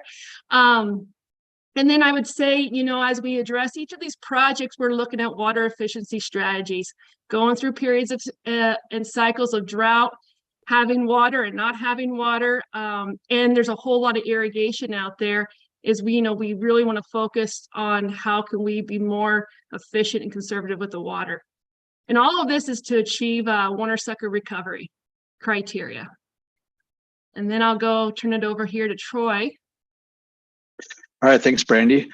So as Brandy mentioned, really the focus of our FIP effort is fish passage, but we're also looking at some habitat enhancement, increasing water availability, and then reducing the non-native fish population. So we have 4 strategies. We just kind of ran through those. As she also mentioned, the 3 watersheds that we're primarily focused on are 20 Mile Creek, Deep Creek, and Honey Creek. And we did have quite a bit of work going on prior to being awarded the Warner Basin FIP. And so in the top of the slide here, I just mentioned that, again, looking at these fish passage barriers. So there were 2 barriers that were addressed prior to the FIP. On Deep Creek, there are 6 passage barriers. 1 of those was addressed prior to the FIP. And then on Honey Creek, there are 8 barriers. And again, 2 of those were addressed prior to the FIP. So we've been really focused on the 11 remaining barriers. And again, these are just for irrigation diversions, and there are, in our original strategic action plan, we identified some other culverts that we're going to take another look at, and we'll be evaluating those culverts in biennium 3. So getting back to our table for strategy number 1 and strategy number 2, which have been the primary focus areas of the first 2 biennia. For the restoring fish passage, these are fish passage structures at irrigation diversion. So there have been 4 completed projects, 2 are under construction, and 5 are in the design phase. For fish screens, there have been 4 completed fish screens, 1 is under construction and 4 are in design. And then in the last column, we have some outcomes. So Fred will be speaking about some of the pit tag work that he has done in ODF&W, and Justin Miles, who's the local assistant fish biologist with ODF&W, and monitoring fish passage at these particular projects. So just to give you a bit of a geographic reference here. So again, this is a zoom in of the map we showed earlier in the presentation. Here's the town of Adel. Deep Creek flows from west to east and then north. And historically, Deep Creek, when it entered the pluvial basin of Crump Lake, it would just spread out on this large, historical lake bed. And through time, as the system has been improved for irrigation practices and land management, it was straightened back in, I think it was the 1930s. So really the important part of this graphic here is showing the locations of these diversions that we've been working on. And I included the dates under each of these diversions. And a lot of times we'll show 2 dates. For example, Relic Diversion was primarily completed in 2020, but we actually are just wrapping up an adjustment to that project. That's a roughened channel, and we're raising the crest elevation of that channel to improve some irrigation for the landowner. A couple of the other projects here, Givens Diversion, we put in a pump station and transferred water rights as part of this project, and we'll be completing a weir removal in 2024. So a lot of these projects have taken place over 2 phases. A lot of times that has been to address either design components or water right transfer timelines. So usually once we get to the second phase, then we would call these projects completed. Just give you an example of some Deep Creek projects that are either completed or underway. In the upper left, this is the O'Keefe Diversion Fish Ladder. So we have completed the external portion of the ladder, but we're currently working on the fabrication of the internal baffles that will, once those are installed, then the ladder will be activated. The Town Diversion Roughen Channel in the upper right, this is a fish passage project prior to the FIP that included building a roughen channel to provide passage over an irrigation diversion weir. Lower left, this is the Middle Diversion weir removal. This was actually completed this past summer. There was a concrete weir that created head to divert surface flow into a pipe. And that diversion, we were able to remove that because we consolidated those water rights with the upstream O'Keefe diversion. And then as part of that process, this lower right photo, this was an existing aerial pipeline that conveys irrigation water from the south side to the north side of Deep Creek. And as part of the diversion consolidation, we're adding more water to this pipeline. So the manager and the landowner of this pipeline asked for it to be fortified. So that was just a irrigation infrastructure upgrade to accommodate the project. So now to focus on our two primary projects that we wanted to review today. So project one, this is the Starve Out diversion. And we actually covered this during our Biennium 1 presentation when we had just completed construction, but we had not gone through project performance monitoring. So this was a project where there were two diversions, or excuse me, there was two weirs that generated the head, and the main flow is diverted into a ditch to the east. Each of these diversions was a fish passage barrier under just about all flows. So this project included constructing a roughened channel to provide upstream fish passage over each of those structures. And then we also included a sluiceway at the request of the irrigators in order to better manage sediment that deposits upstream of the roughened channels. And Fred will provide some monitoring data a little bit later in the presentation, talking about fish passage success associated with these projects. The second project is the town diversion on Honey Creek. So we have two town diversions, one's on Deep Creek and one's on Honey Creek. So we usually clarify with the stream name before the name of the diversion. So this is just outside of Plush. The town diversion, fairly sizable diversion. It was an operational hazard, especially during rain on snow events. If the diversion stop logs were in place and we had a high water event, water would leave the channel and go through the adjacent property and cause a flood problem for the neighboring landowner. You can see some of the other photos here, fish passage barrier with the stop logs in place, and then the head gate structure was also an entrainment issue for suckers and red band trout. So this project has actually been a couple of years in the making as well. This is a first Obermeyer weir that's been installed, I believe in Lake County, but at least in the Warner Basin. An Obermeyer weir, if you're not familiar with it, it's an adjustable weir. So during high water events, the weir can be lowered. And then during the irrigation season, as those stream flows decline, the weir can be increased in height. And then that is used to generate the head so we can divert water down the irrigation ditch.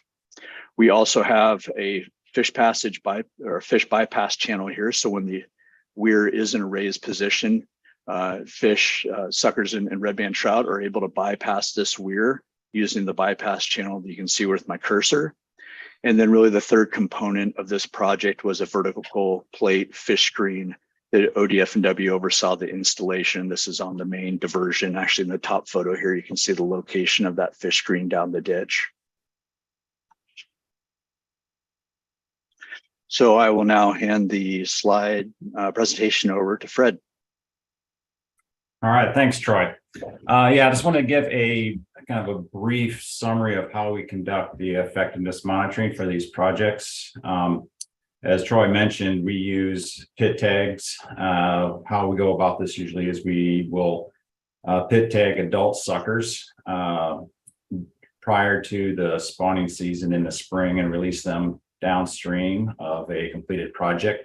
And we'll install pit tag antennas throughout the project, upstream of the project, and then other places throughout the project site to monitor passage and passage timing through the various routes provided. You can see in that photo in the upper right of this slide, this is an overview of the Honey Town diversion that we monitored last year. The little red markings on there are the locations of where we had pit tag antennas. So you can see we've monitored the Fishway channel, which runs off to the south of the Obermeyer weir back into the main creek. We had antennas on both ends of that. We had a major and large antenna in the forebay, and also one on the return pipe of the screen that you can kind of see there also to the south of the project. to monitor any fish that were screened and returned back into the creek.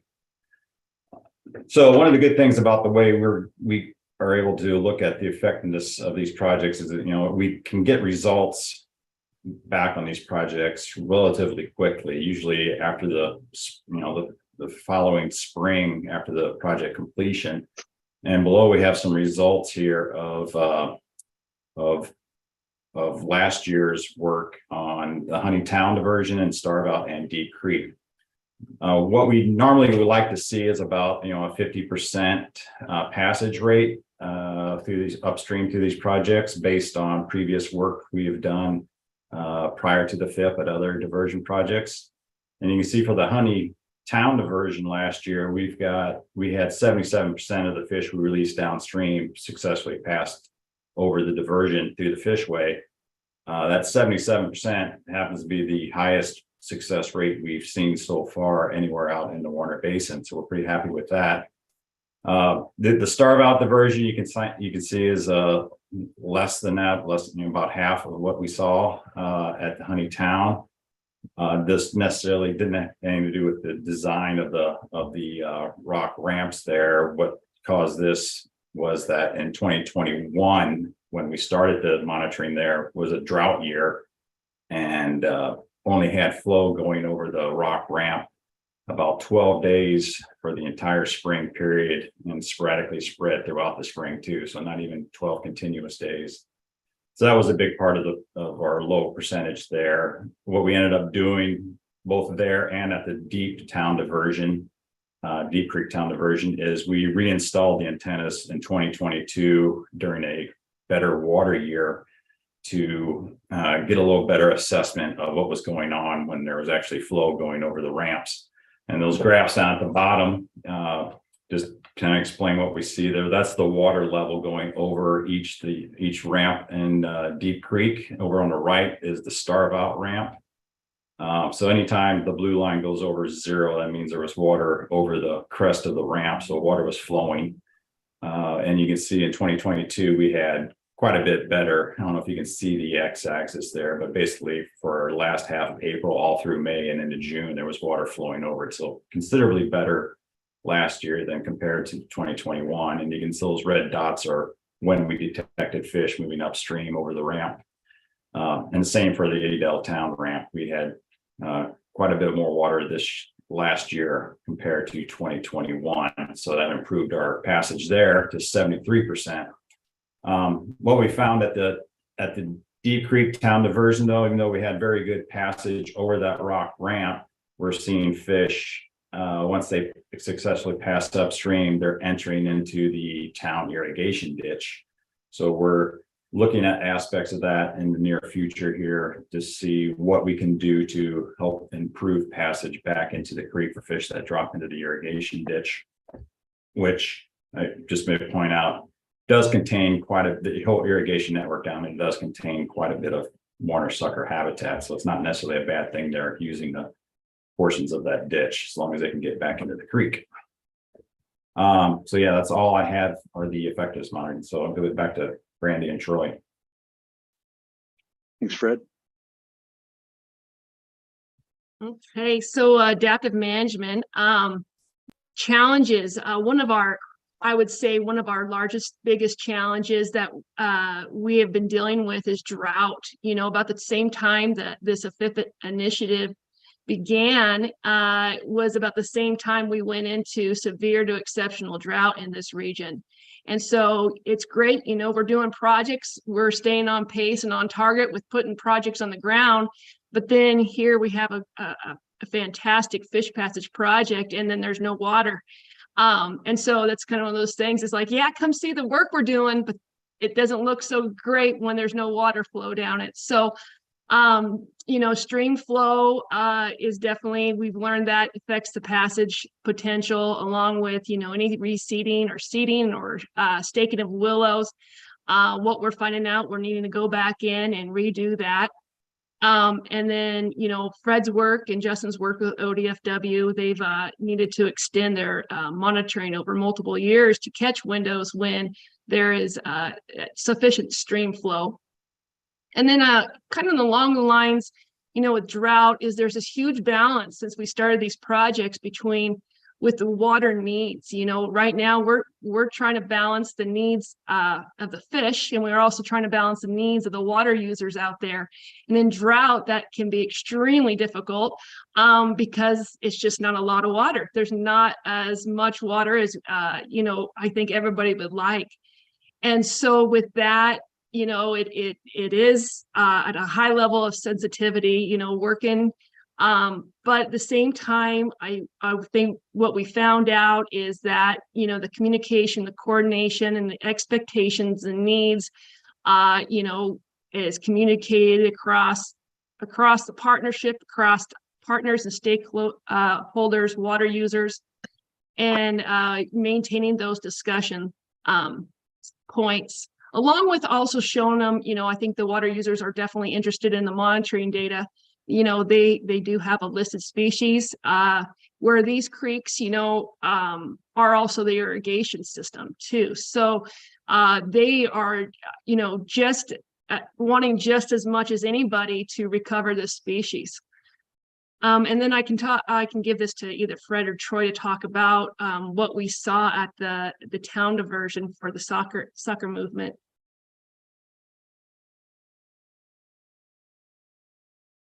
Right, I can start to address that. Yeah, so I think I said in my last slide that we saw 60% or so of the fish that passed the town go into the ditch, or the town irrigation network, probably be the best way to describe it, because like I mentioned, it's a large portion that is comprised of the old distributary channels that used to exist out there prior to irrigation development. So most likely was habitat for suckers back in the day. And right now it may be difficult for them to pass back through the head gates into the creek, especially during the spawning season. And there may be some other issues with passage within the network itself, and I'll let Troy kind of discuss that a little more. Sure. So we did apply for a technical assistance grant through the FIP, and we were awarded funding for that work. And so what we'll be doing this summer is do some more analysis on the irrigation network, starting at the headworks that was rebuilt as part of the Fish Passage project. And we'll be evaluating the hydraulics there, because we end up with a head differential between the forebay of the diversion and the canal that's downstream. And as Fred mentioned earlier, once suckers go down the irrigation canal, they have a difficult time getting back through the headworks to Deep Creek. So we'll be looking at the hydraulics there, so we come up with some strategies for improving fish passage conditions. And then another component of this effort will be to evaluate potential screen locations and sizes and screen types, and where those screens might go. And one of the contentions from the water users is that for most of the irrigation period, they have the capacity to divert a large portion of the stream flow, and the Deep Creek channel either goes dry or becomes less hospitable.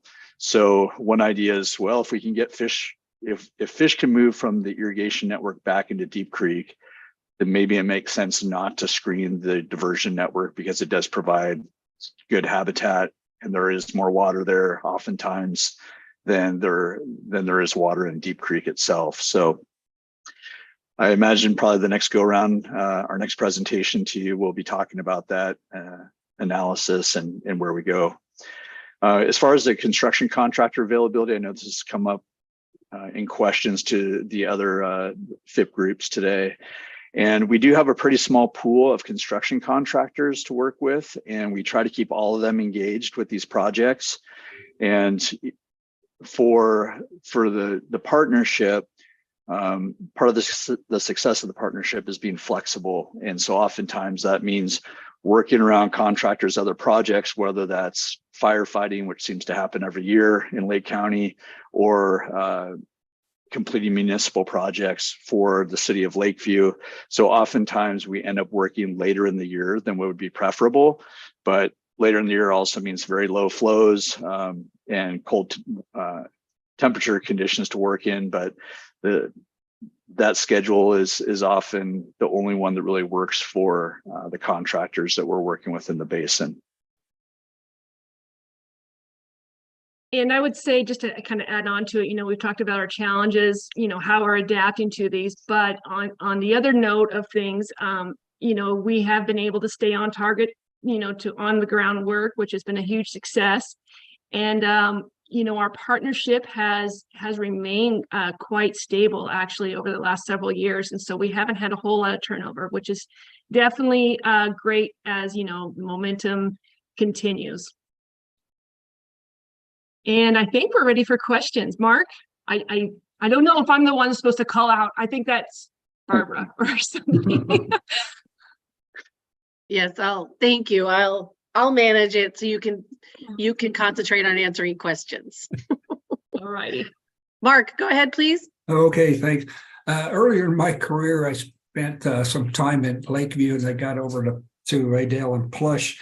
And I always asked myself, I wonder what pioneer decided to name it Deep Creek, because the whole time I was there, it wasn't very deep. So I just had to have been deep at some time of this, whatever pioneer decided to name it that. So I was always questioning, well, it doesn't look real deep most of the time. It's all relative, Mark. It's all relative. There's probably a deep hole here and there. So I'm sure you're going to do this, but I just want to make sure. If you've been listening, I've been talking and lobbying about this fish passage and fish screening grant of $10 billion that is available for projects just like yours that would be very good to add to the OWEB funding that you get. Are you hopefully considering putting in for that program before the end of the month? Well, we are definitely aware of it, and it is on our radar. And I know we have a very short window time between now and January 31st when it's due. It is something we considered looking at. At the same time, it's kind of one of those things. I think we are sitting okay right now, and I guess we need to get some designs out the door before I think we have a good idea on what we would need to ask for. So I would say right now, I hate to say it, but I don't think we're going to put in it for this go round just by where we're sitting, unless our partners decide otherwise. Okay, thank you. And you answered my contractor question with that one slide. So thank you. Good work. Chris, you got your hand up. Yeah, thanks, Barbara. Chris Allen, for the record, U.S. Fish and Wildlife Service, non-voting board member. Brandy and Troy, Fred, thank you for the great presentation. And Liz, like your comments on the last presentation, this one really gets my heart going for sure. I mentioned yesterday in yesterday's meeting that I spent the early part of my career couple summers working in the Warner Basin on Warner sucker recovery. And at that time, fish recovery was very polarizing in the basin, and even trying to get access on private lands to look at these diversions to see how they were impacting Warner sucker was extremely challenging. And so seeing the partnership come together and seeing you move forward through the implementation of this FIP is fantastic to me. Seeing the momentum generated, I couldn't have conceived of that back in the mid 90s when I was working in the basin. So congratulations to everyone associated with the partnership. Working for the Fish and Wildlife Service, I did also want to make a comment regarding Warner sucker as a threatened species and the importance of this FIP toward the recovery. The passage and screening work that's occurring there really is the last big chunk of work that needs to occur to meet recovery criteria for that species. So I'm excited at how things have been